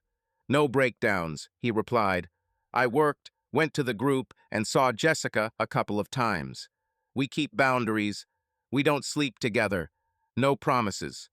What do you feel? Calm mixed with anxiety, as if the same thing could happen again at any moment, he said, and adjusted his seat. I hear my check, and at the same time I understand that constant checking kills any relationship. It's understandable, Chloe nodded. What do you do when it rises? I write 3 lines in my diary. I walk with the dog. Sometimes I call Tom. We just walk in silence. Plan one more concrete step, she said. A conversation with Jessica about how we talk about fears, not about the past, but about form. Short sentences, no accusations. I'll write it down, Michael said. And one more thing. I have a temporary appointment with a lawyer on Thursday. Emily moves the paper quickly. That also reduces uncertainty, Chloe said. You're on the right trajectory. He left the office with a piece of paper on which was written by hand. Conversation formula, fact-feeling request. He put the paper in the glove compartment so as not to lose it. On Wednesday night, Jessica wrote, can only go for a short walk. The college report is late. They walked through the blocks near her campus. The autumn air was cool. She told how one student, 47, passed a math test on his first try after dreading it for 6 months. I see victories like these, and it makes me feel better, she said. They are simple and honest. Michael listened and nodded. He wanted to take her hand, but he held back. A car stopped on the roadway and made a sharp sound. Jessica flinched. In our area, people often drive without mufflers, she explained. I'm used to it. They said goodbye to her car. She kissed him on the cheek. Nothing extra. On Thursday, after the lawyer's appointment, Michael felt drained. Papers, signatures, dates. Under temporary separation were lines about bills, a schedule of meetings to discuss real estate, and rules of communication. Emily was upright, matter of fact. They said goodbye without discussion. He texted Jessica, ready to walk the block. She walked out to the front entrance of the college. The conversation didn't touch on papers, which was what he wanted. But as they approached the underpass, her phone vibrated. The name Dean popped up on the screen. She quickly pocketed the phone. The administrator, she said. He often writes in the evening, after he's closed all the reports. Okay, Michael said. He believed her. But the word Dean sounded in his head separately. He remembered it without effort. On Friday morning, Ben dropped a schedule on Michael's desk. Urgent delivery to the South Warehouse. All invoices had to be closed by evening. At 7, Michael finished, got in his car, and drove to Target to buy trash bags and light bulbs. He saw Emily standing by the coffee aisle. She was standing with a basket, choosing laundry detergent. At one point, a tall man in a wool hat stopped next to her, said something, and she smiled. There was no hug, but their gaze was familiar, half a second longer than between customers in a store. Michael walked past without stopping. In the parking lot, he got into his car and simply put his hands on the wheel. He didn't write to her at home. They had a household matters only routine. He didn't want to break it. In his notebook that evening, he wrote, "Saw E. In the store with a man. Didn't do anything. Maintaining the course." Cooper laid his muzzle on his lap. Michael stroked him. On Saturday morning, he met Tom. They walked a loop in the park by the river. Tom told him that his ex was getting married in the spring, and for some reason, it didn't cause him any pain or joy, just a feeling that this story is closed. It doesn't come all at once, Tom said, but it does come. I saw Emily in the store, Michael said. I didn't ask who it was. And rightly so. It's not your question now, Tom said calmly. You do your job. You live on. On Sunday, Jessica suggested stopping by the fair at her niece's school. The school hall, tables with baked goods, children's drawings, a raffle with picnic baskets. Jessica helped carry out paper plates. Michael cut a pie and placed it on the plates in even pieces, like boxes in a warehouse. A mother of one of the students asked for help moving boxes of paint to the utility room. The utility room was cramped, with jars and boxes on the shelves and the smell of gouache. On his way back, Michael noticed a notification on Jessica's phone. D. Sent file, donor report. He smiled. D. Was not a secret, but an administration. But his brain still registered the letter. Everything okay? Jessica asked as they sat down to eat. Yes, he said. I notice letters and names. It's a residual effect. I'm working with it. We can talk if you want, she said. Today or another day. Let's do it today, he said, according to the formula. That evening, they sat down at the table in his kitchen without eating. Michael placed a sheet of paper with Chloe's formula in front of him. Fact, I see the name Dean on your phone and think about your male coworkers. Feeling, I get anxious. Request. When this happens, tell me briefly who it is, without details. This is not control. It is helping my brain not to go into the past. Jessica nodded. Fact, you sometimes go silent abruptly, she answered. Feeling, I start to think I did something wrong. Request. Tell me it's not about me when it is. In one sentence. Agreed, Michael said.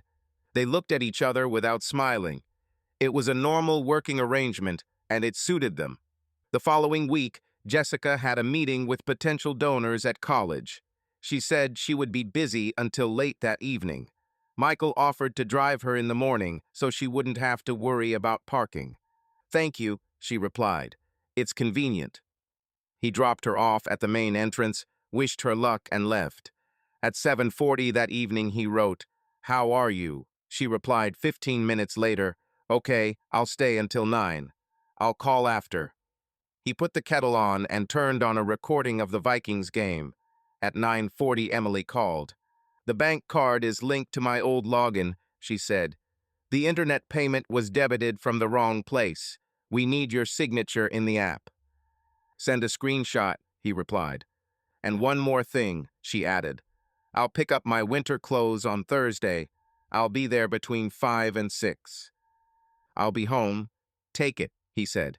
After the call, he checked the doorbell camera. It has become a habit. At 10 o'clock, Jessica called. She sounded tired. "We survived," she said. "One donor double-checked all the numbers." Dean held the line. "After that, I only speak in monosyllables. Are you home?" "Yes," he replied. "Do you want me to pick you up so you don't have to jump on buses at night?" "No, thanks. I took an Uber. I just wanted to let you know I'm alive," she said. "Good night." He hung up and felt a little offended at himself. He wanted her to come, but they had agreed not to rush it. On Thursday, Emily came to pick up her winter clothes. He had brought the box out to the guest room beforehand, as he had done before. She came in, nodded, took the box, thanked him, and left. She lingered on the porch. "My parents and I are going to look at a house in the suburbs on Saturday," she said. "I don't know what I'll decide. I'm just letting you know." "Okay," he replied. "This is your life." "I understand," she said.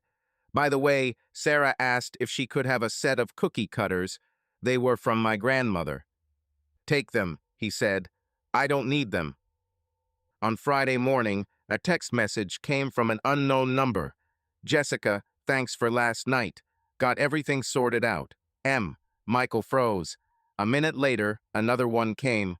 "Oops, sent to the wrong place, sorry." He didn't know if it was a joke or real.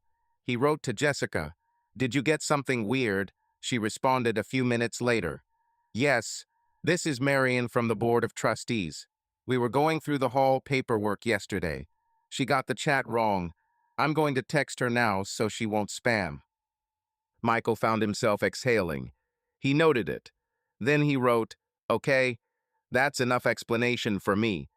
She replied, "Thanks for asking directly." On Saturday, they went out to volunteer again. The coordinator assigned them to different teams. Michael was loading boxes into a van and pulled his back. Jessica saw him wince and came over after her shift. "Does it pull?" she asked. "A little," he said. "It'll be okay." "Let's go to the drugstore and buy a patch with a warming effect. And don't be a hero," she said. They stopped at a drugstore, got a Band-Aid and a bottle of water. In the parking lot, she helped him put the Band-Aid on his lower back. "Thank you," he said. "I feel older than I am." "You are just carrying too many boxes," she replied. "We're not all 20, but that's not a death sentence." They stopped by his place. Jessica made tea, put a plate of apples on the table. She sat down opposite him. "Can I tell you something?" she began. "You disappear into your head sometimes. I can see it in your eyes. If it's not about us, say it's not about us. That's enough for me." "It's not about us," he said. "Almost always. It's definitely not about us today." She nodded. "And one more thing. I won't repeat your story. If you see something alarming, ask. I don't guarantee that I'll always be able to answer right away because I work with people and often in a flow. But I will give an answer in a reasonable time." "Agreed," Michael said. On Sunday, Tom invited him to a hockey game for his neighbor's son's high school team. They sat in the stands, drinking hot chocolate. During the break, a friend from the cheerleading squad, Ray, came over and introduced his wife. They were trying to mend their relationship after a breakdown.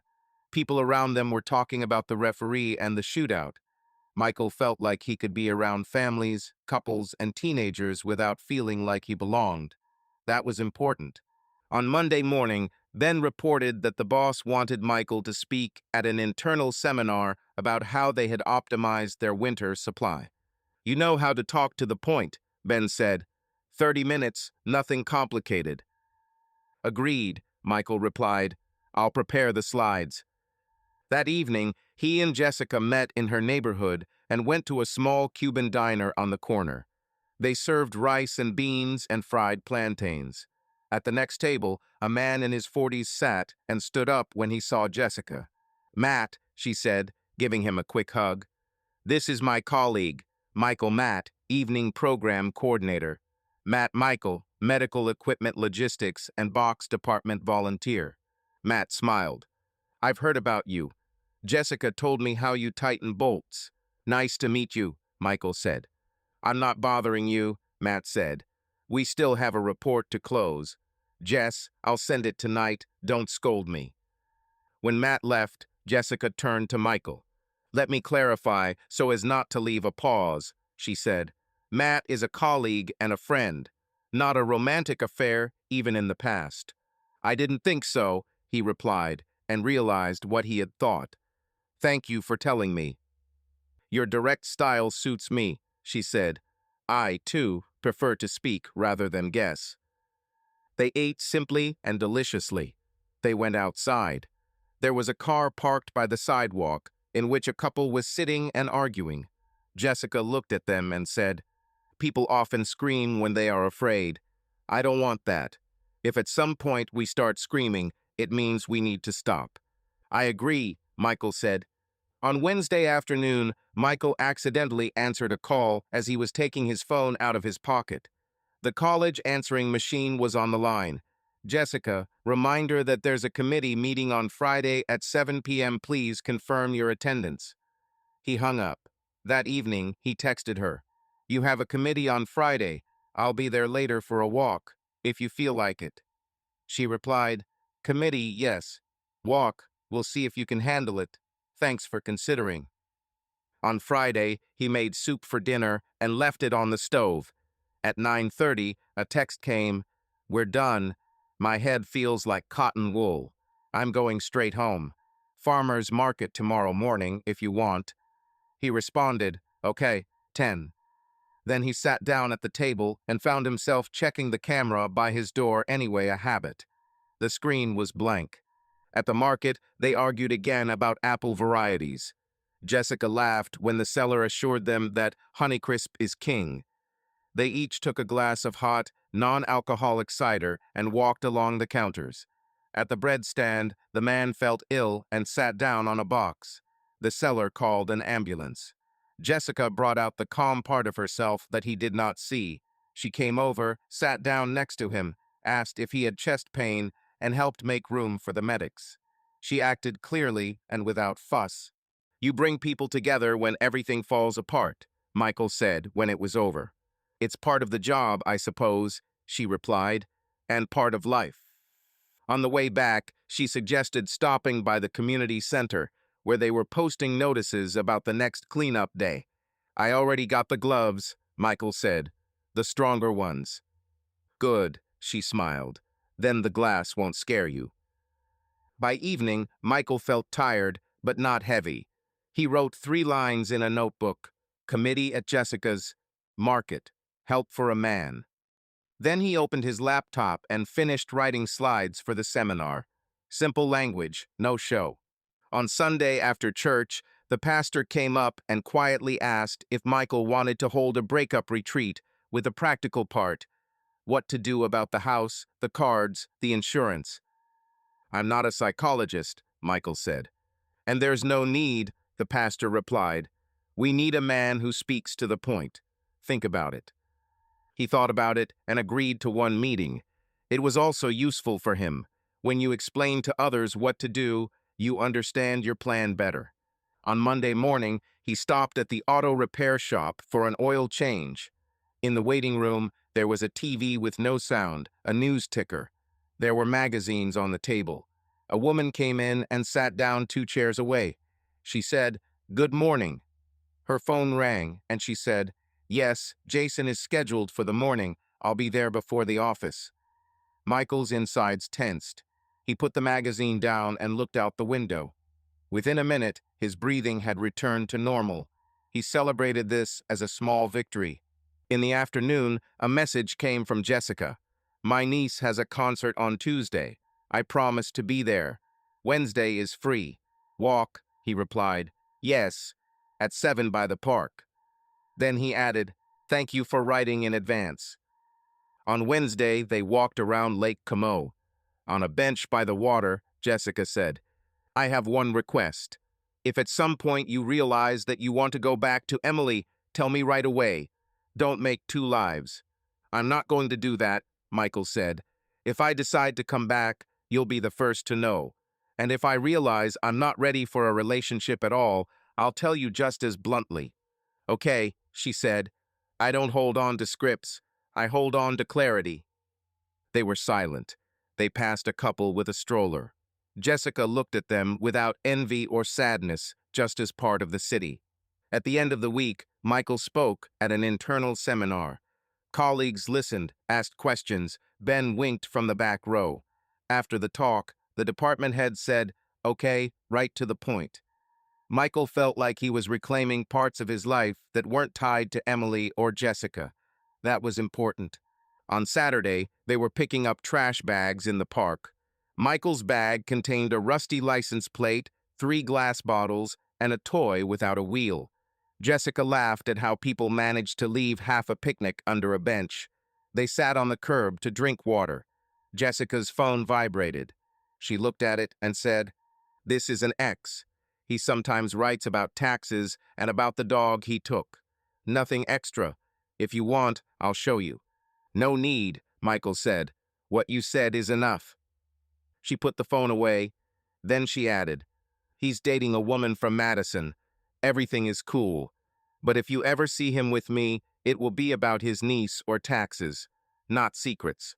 I accepted, he said. That evening, Emily emailed the draft agreement again and asked to set a date for the conversation. Michael replied, Wednesday, 6 p.m., with a lawyer. Then he wrote to Jessica, busy after 6 p.m. Wednesday, contracts. She replied, got it. Thursday movies, if I'm in the mood. He put opportunity on the calendar, not must. Before going to bed, he stood in the bathroom and looked at the scratch on the mirror. He stopped looking at it.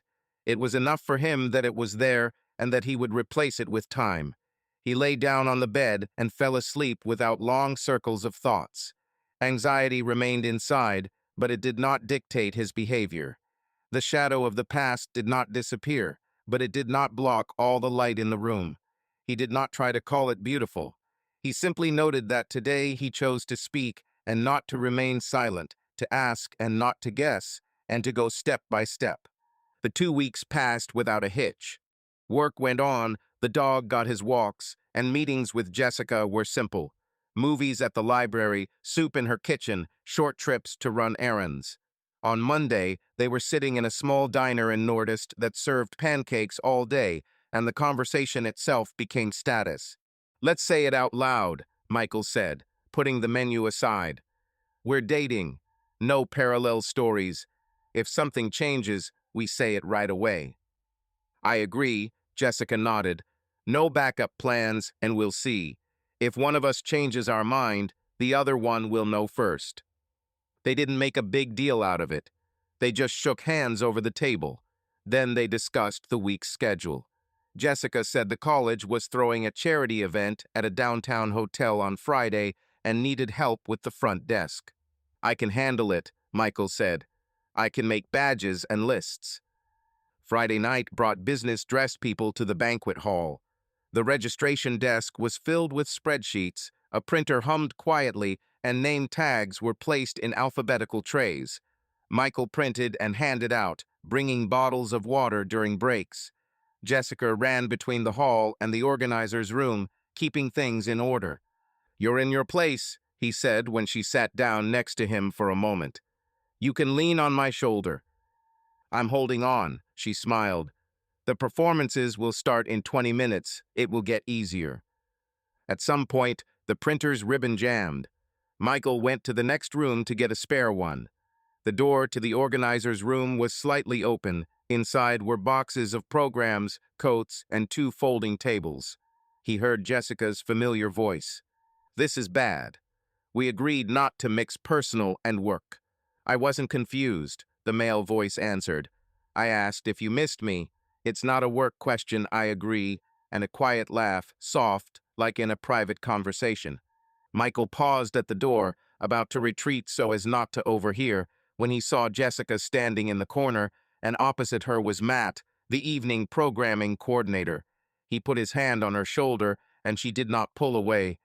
Then they kissed briefly, not casually and not as a greeting. Matt took a step back and whispered, "After the toasts up on the roof like last time?" She nodded, a very small nod. Michael did not feel an icy wave, just a pang in his stomach and a clear thought. That's enough. He put the box of tape on the table, turned and walked out. At the counter, he told the coordinator, "The printer's only got so much left. I have to go, sorry." She nodded. There were plenty of volunteers. He walked down the stairs, out into the cold air, and got into his car. He called Tom. "I saw it," he said briefly. "Not a dialed call, not messages. Live." "Where are you?" "In the center." "I'll get home. I'll postpone the conversation until tomorrow. I'm too angry now." "Right," Tom said. "Home, water, sleep, no decisions until morning." At home, Michael washed his hands, poured water, and sat down at the table. Cooper laid his muzzle on his lap. He stroked the dog, picked up a notebook, and wrote 3 lines. Friday. Hotel. Saw Jessica and Matt kiss. Left. The phone blinked. "Where are you?" "Is everything okay?" from Jessica. He answered. "Left. We'll talk tomorrow afternoon in the park near Camo. 13 o'clock. Nothing more. He woke up several times during the night, but did not write to her. In the morning, he made coffee, walked the dog, and cleared the table. At 11, he received a message from Emily. "Lawyer confirmed Wednesday. I brought the documents." He replied, "Okay," and realized that he had enough for this neutral "okay." At 12, he went to Lake Como. Jessica arrived on time. No makeup, wearing a warm hat, holding a thermos mug in her hand. She sat down on the bench. "I understand what you saw," she said first. "I won't beat around the bush. It happened, and it wasn't the first time." "I heard," Michael said, "just like last time." She nodded. The pause was not for dramatic effect, but because the words needed to be structured. "How much?" he asked. "And when was the last time before yesterday?" "Episodes. A couple of times in the fall, once in the winter, when you and I were still just acquaintances. Yesterday, that was my responsibility. I agreed to our conversation about exclusivity and broke it 4 days later. I did something stupid and mean at the same time." "It's treason," Michael said calmly. "We agreed on this in adult language. You knew what it meant to me, and still." "Yes," she said. "I'm not making excuses. I can only explain how I got to this point. Not in the sense of this is normal, but in the sense of what I told myself." "Speak." "Nothing serious with Matt. It was a result of working side by side for a long time," she said quickly but evenly. "It always looked like no big deal. We both got divorced at different times. Sometimes we kept each other in reserve. It was a bad habit. I thought I'd cut it off. I haven't. And when we stay out late at parties, my brain slips into the same old rut. That doesn't relieve me of responsibility. I broke my word." "Why did you tell me at the diner that nothing happened to Matt?" he asked. "Then it was a lie." "Yes," she did not argue. "I was afraid that you would say, then stop. And I wanted to be with you. And I decided that the past is the past.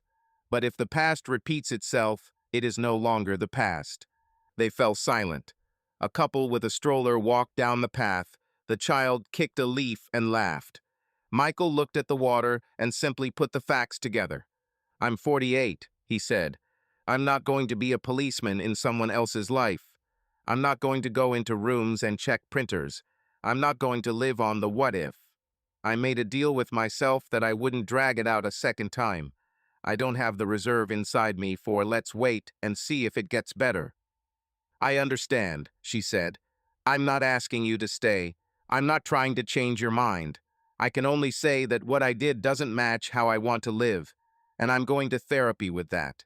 Not to get you back, but to stop further destruction. And yes, I'll text Matt the end and leave his company on projects where it's possible without harming the students. Do what you think is right, Michael said. This is yours. Mine is to finish our story here. No scenes. No, let's try another week. For me, yesterday was enough. She nodded. Her eyes were red, but there were no tears. I'll give you back all the things I have left, she said. Your towel, belt, charger. I can leave them with college security. Leave it, he said. I'll pick it up on Monday. Can I just say one more thing? She looked at him straight. I won't text you first. If you ever want to just let me know you're okay, I'd be happy to. But that's not a request. It's just a thought. We'll see, he said. They stood up. He hugged her briefly, not as a partner, but as a person with whom things had not worked out, but towards whom he had no excessive malice. She hugged him back. Take care of yourself, she said. And you, he replied. The first thing he did when he got home was take the sheet of paper with the schedule of her library club off the refrigerator. Put it in the archive folder. He took the mug she had brought from the shelf. He put his old one in the same place. He turned on the kettle. He wrote to Tom, We parted evenly. I'm holding on. He replied, Keep the rhythm. We'll go tomorrow. He nodded to himself. In the evening, he opened the notebook and wrote longer than usual. We agreed on monogamy. Saw a kiss with Matt at the hotel. Broke up. No scandals. Hurts, but no chaos. Then he added, lesson, next time, set boundaries not only with words, but also with actions, commonplaces, common people, eliminating gray areas. But this is not a guarantee. There are no guarantees. He closed the notebook and went to walk the dog. It was chilly outside. Harry's neighbor was dragging bags of leaves to the curb. How are you, Mike? He asked. According to plan, Michael said. I'm taking steps. If you want a beer, Harry began and hesitated. I'm out of alcohol right now, Michael replied. But thanks. Let's just walk around the block. They walked to the corner and back, talking about the snowfalls of previous years and the time to switch to winter tires. It was a conversation that gave the brain a rest. That night, Michael woke up at 4 in the morning, as he often does after a hard day. He didn't turn on the TV or scroll through his phone. He just lay there and breathed. There were no what-ifs in his head. There was only, this is how it is. In the morning, he made coffee, scheduled an appointment with his lawyer on Wednesday, and a support group for the evening. He wrote Chloe a letter with 2 sentences. Need an unscheduled session this week. Second betrayal done. He received a reply, Thursday 6:30 p.m., come in. On Monday, college security handed him a package, a belt, a charger, and a small note saying, Thank you for your honesty. He didn't keep it. He put the package in a closet and threw away the note. At work, he did what he knew how to do. Checked the delivery schedule, signed the invoices, and settled the dispute with Rochester. Ben covered up the conversations and didn't pester with questions. At lunch, Michael went outside, sat on a bench, and wrote in a notebook, a typical day. This helps. He didn't try to make a conclusion for his whole life from this story. He simply accepted. 2 times is enough to change his rules. He didn't stop trusting people. He stopped trusting promises without actions. And this was new, but bearable. The first few days after the conversation in the park were smooth and empty. Michael woke up to his alarm, fed Cooper, went to the office, closed the letters, came back and stared at one point on the wall. He canceled his volunteer work. He didn't go to the library. His phone was lying face down, but he still checked it every half hour. There were almost no messages, from Ben about work, from Tom about a walk, from his lawyer with a reminder for Wednesday. There was nothing from Jessica. This coincided with their agreement, but the silence still dragged on. On Monday afternoon, he found himself staring at a spreadsheet of numbers, and the numbers stopped adding up. He went into the office kitchen, poured water, stood there, came back, and realized he couldn't do this anymore. He made an unscheduled appointment with a therapist and went the next day. I don't want to be dramatic, he told Chloe, but I'm having a hard time. My sleep is shallow, my thoughts are spinning. I don't drink, I don't make excuses, I don't pester Emily, but inside I'm empty and anxious. You've experienced 2 loss of trust situations in a row, Chloe replied. The symptoms are expected. We have tools, a regimen, physical activity, short meetings with people who don't demand much from you. If you want, we'll discuss sleep with your doctor. But this is an addition, not a foundation. I'll try it without prescriptions, Michael said. I'm not against melatonin, but I want to start simple. I'll add in an evening walk without my phone, and I'll stop checking the doorbell camera before bed. One more thing, Chloe said. Limit internal judgments like there's something wrong with me. Replace them with I'm having a hard time right now. It's a fact, not a judgment. He nodded. He went out and immediately wrote down in his notebook, evening walking without a phone.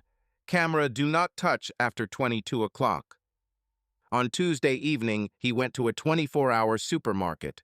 He felt safer among people buying milk at 11 at night. He took oatmeal, bananas, glass spray, batteries. At the checkout, the cashier asked if he needed a bag.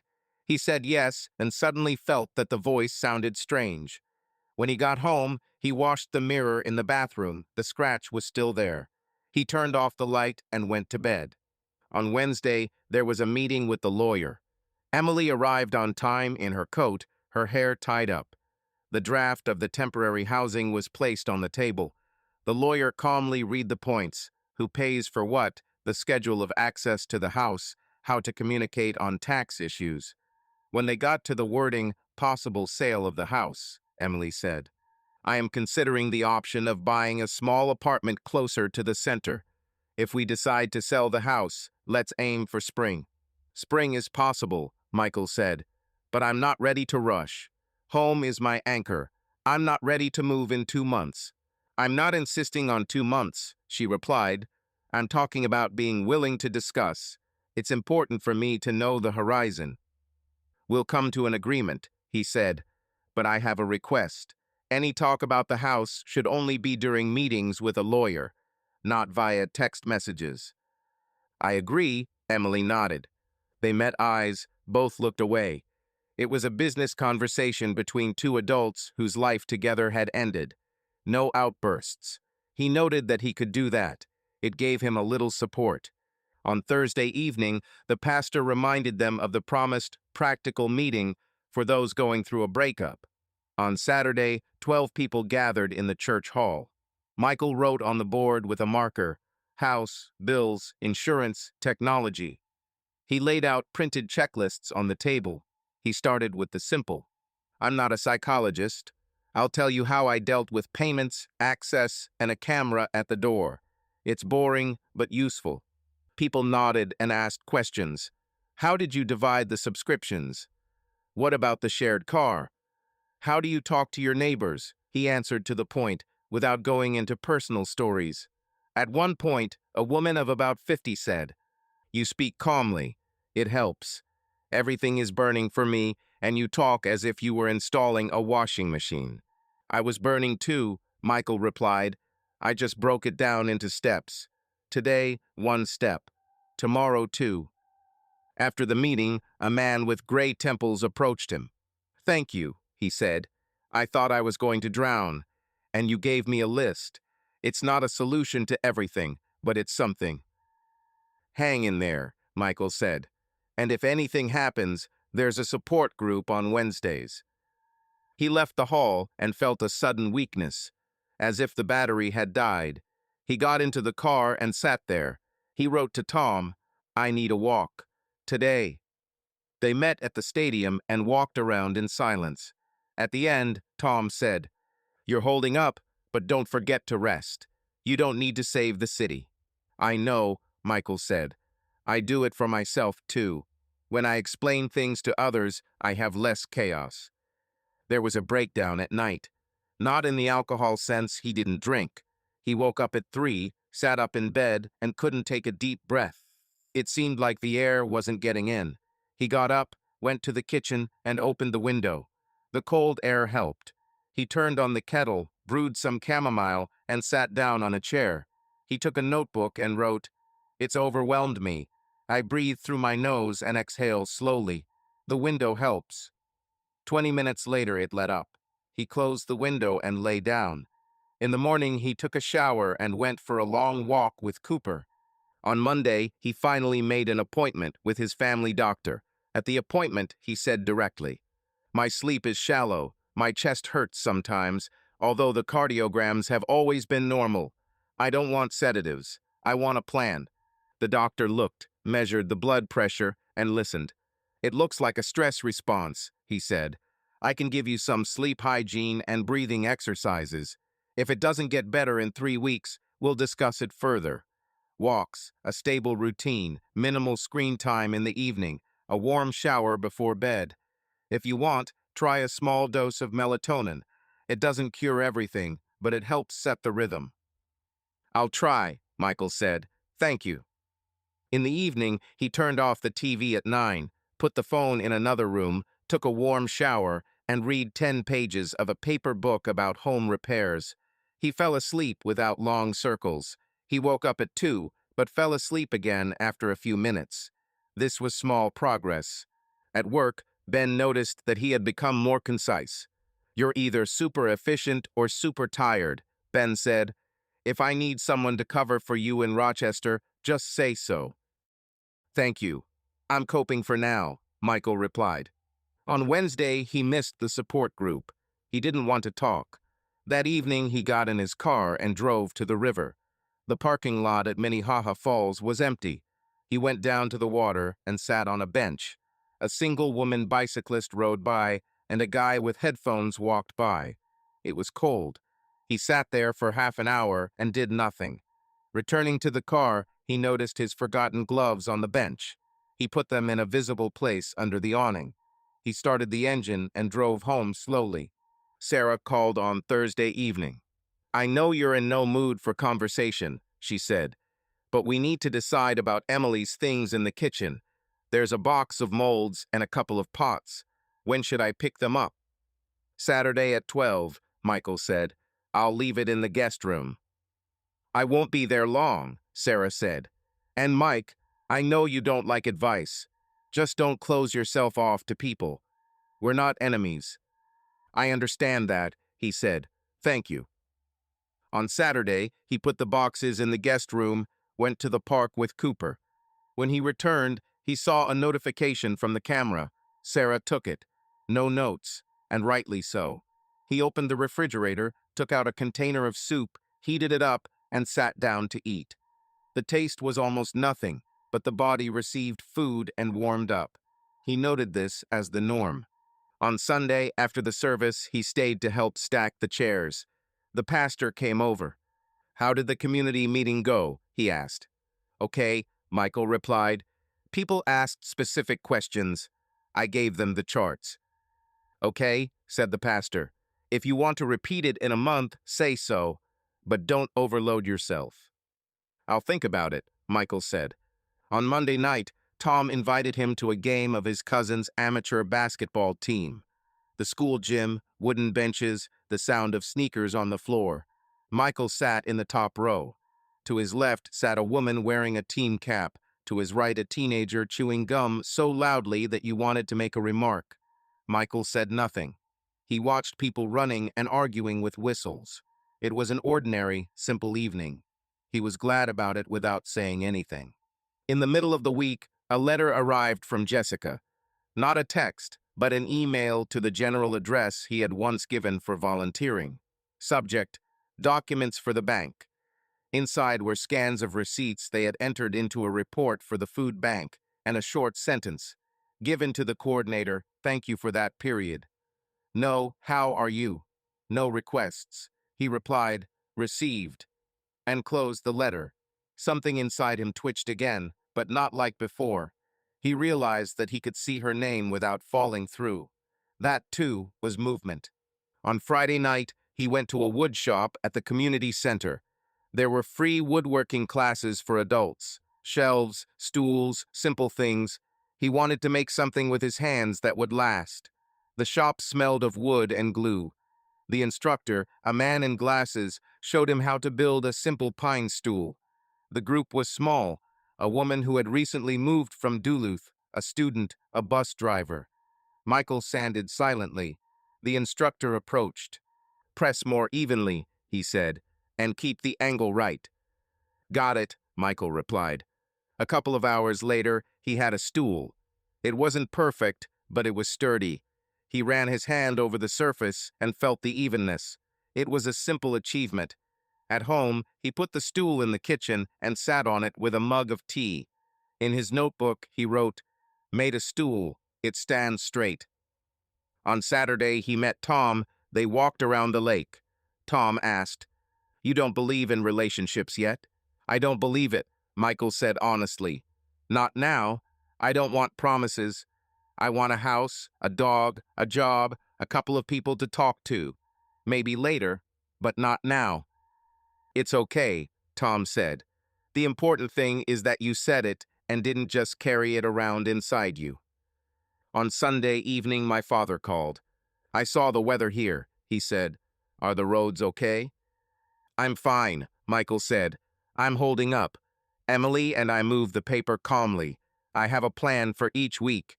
It helps." "Okay," said the father. "We'll come for a couple of days in November. If that's inconvenient, just say so." "Come on," Michael said. "It's not a bother to me."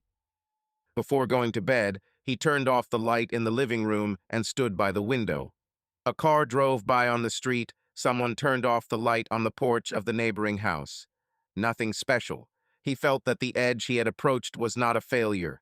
It was a border beyond which he needed to build a new territory. Today he stood firmly on it. Routine, dog, work, people, workshop, list. Love seemed impossible, but he did not make predictions. It was enough for him to live a week with clear small tasks and without unnecessary expectations. And that was where he stopped. On Saturday morning, the local high school was hosting a Fix-It clinic, a free workshop where volunteers fix small appliances. Michael arrived early, picked up a repair coach badge, and laid out screwdrivers, a tester, and a small set of heat shrink. Pensioners with toasters and students with headphones were already sitting at the long tables. "I have a table lamp," said the woman in the dark green sweater, holding up the neatly wrapped lampshade. "My name is Rachel. I want it to light up again." "We'll see," Michael nodded. "I'm Michael." They sat down next to each other. The wire was bent at the base. "Bad contact," he said, checking with a tester. "We'll change the section and put in a new plug." "I'm a school psychologist at another school," Rachel said as he removed the isolation. "I come here on Saturdays to learn not to panic when something breaks. I do it better at work." "Lamps are logical," Michael replied. "People are more complicated." She smiled. "People are my specialty, but wires teach patience." About 10 minutes later, the lamp came on. Rachel clapped her hands like a teenager, but immediately became embarrassed. "Thank you. How much do I owe?" "Not at all," he said. "This is a clinic. If you want, there's a donation box for supplies over there." She put $5 in the box and came back. "Can I ask you a question?" she said. "Do you come here often?" "Second time. I like that things get a second chance. I'm keeping a mailing list for the next meeting. Can I sign you up?" "Yes," Rachel nodded. "Just a warning. I don't flirt in workshops. I feel more comfortable when things are named." "We have a match on that," Michael said. "I'm at the do it slowly and out loud stage now. No hints." She nodded, dictated the mail, and picked up the box with the lamp on the way out. "See you, Michael. And thanks for the clarity." A week later, an announcement about the next clinic arrived in the mail. Michael sent everyone date, location, list of tools. Rachel replied separately, "Thanks. I'll be there. If you have time, stop by the bookstore on Grand Avenue on Sunday. They have a non-fiction club there. We're discussing a book about burnout. No pretentiousness." He looked at the calendar and wrote, "I'll be there at 3 p.m. I'll sit off to the side, won't be in the way." The bookstore was crowded. People sat on folding chairs between the shelves. Rachel waved at him. After the meeting, they got tea and sat by the display case. "I'll tell you without long introductions," she began. "I've been divorced for 7 years. My son is studying in Duluth. I don't play who knows what. Friendship, walks, movies, coffee okay, everything else slowly and with agreements." "It works for me," Michael replied. "I've had 2 stories in the last few months where trust was broken. I'm not being dramatic, but no more gray areas, and no late messages unless there's a real reason." "I agree," Rachel said. "Let's do 5 minutes of honesty once a week. No blaming. How the week went, what was worrying you, what made you happy." Agreed. They discussed simple things: the area where she lived, paths where it was better not to walk in the evening, places that made decent chili. No high-flown phrases. They parted before dark. The city council was discussing the crosswalk at the school the following week.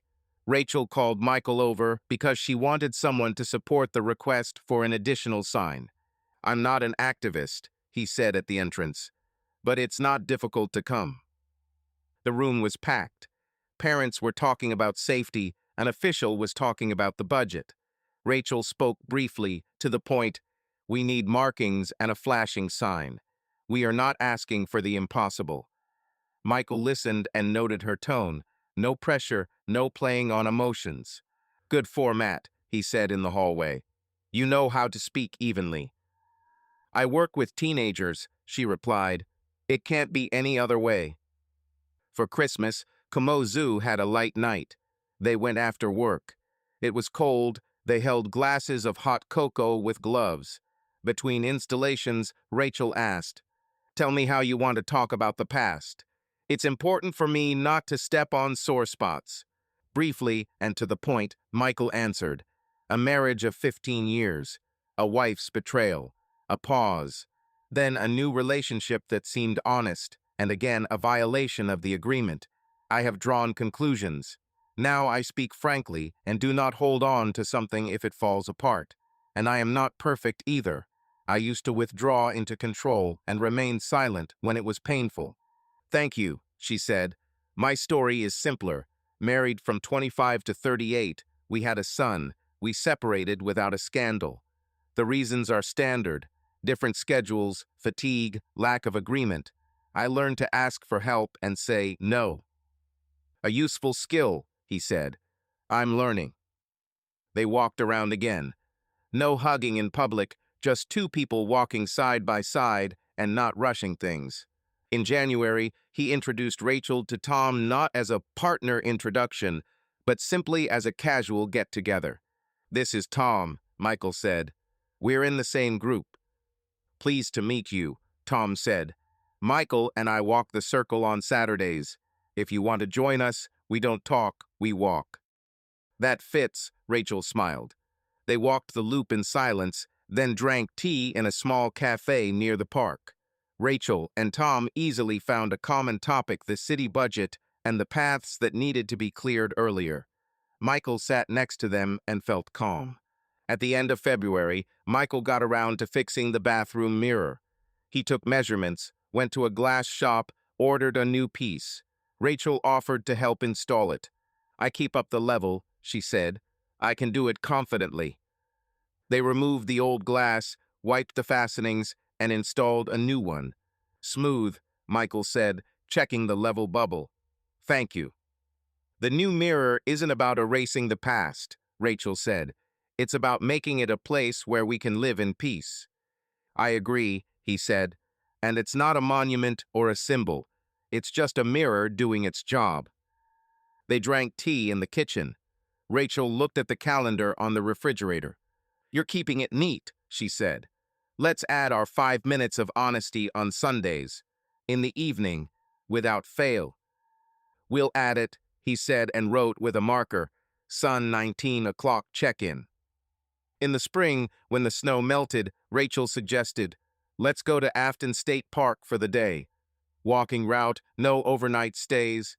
1 thermos, 2 sandwiches, back in the evening. If you're not ready, we'll cancel, no hard feelings." Ready, Michael said. We'll go in one car, but we'll decide on a return time right away. We'll be back in town at 7, she said. I'll write to my sister that I'll be back in the evening. You write to Tom so that he has our plan. They walked 6 miles along a trail in the park that smelled of damp earth and pine needles. They had a simple lunch at the campsite: sandwiches, apples, water. They talked about work and their plans for the summer. Michael said he was deciding whether to sell the house in the spring or summer. I'm not giving advice, Rachel said. It's yours, and I'm not in on the deal. I'll just say you have a right to take your time. I will, he said. And one more thing. If we ever decide to live together, it won't be this year. I want to go through the entire cycle of the season alone. I agree, she nodded. I'm not in a hurry. I have my own apartment and my own rhythm. We can have a joint calendar of meetings, but not a shared life until it becomes a natural solution. In May, they signed up together for the city garden, a shared plot of land near the school. They were given a narrow rectangle of land. They planted greens and tomatoes, argued about the distance between the rows, laughed at the crooked signs. A pensioner named Nancy worked nearby, and she saw strategy in everything. Water in the morning, not at night, Nancy said. And don't fight over the plants. Vegetables aren't worth it. We'll take that into account, Michael said. I used to love growing things, Rachel said, smoothing the soil. Then I gave it up. You make it easier for me to return ordinary things. Me too, he said. I'm planning a simple weekend again. The talk of boundaries hasn't gone away. At one of the check-ins on Sunday, Rachel said, Fact, you sometimes answer okay and disappear until the morning. Feeling, I start filling the void with anxiety. Request, if you don't want to talk, write, I need time, I'll answer tomorrow. Agreed, Michael answered. And my part, fact, you often work in the evening and write briefly. Feeling, I think you have problems that I don't see. Request, if you're just overloaded, write the word overloaded. I'll back off. They stuck to this format. It worked. In June, Michael held another community meeting about post-breakup practice. This time, the room was fuller. He talked about access, insurance, and cameras as before. At the end, he added the point support. I'm not talking about big speeches, he said. Specific people and specific actions helped me. A dog, walks, a workshop, volunteering, and scheduled conversations so as not to destroy each other. This is not a recipe, but it is a working scheme. After the meeting, a woman came up to him and said, You have a calm voice. It gives hope. Thank you, Michael replied. Hope is not expectations, but plans for tomorrow. He realized that what he said was what he really meant. In the summer, his neighbors would gather at his house. Harry and Mary, Tom, a couple of guys from the food bank. Rachel came later, bringing a salad and a Tupperware container of pie. On the terrace, they talked about vacations, about sidewalk repairs, about tax breaks.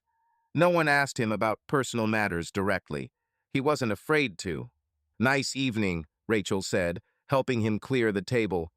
I like it when people can leave without saying, we'll stay up till night. Me too, he replied. The garden in the morning.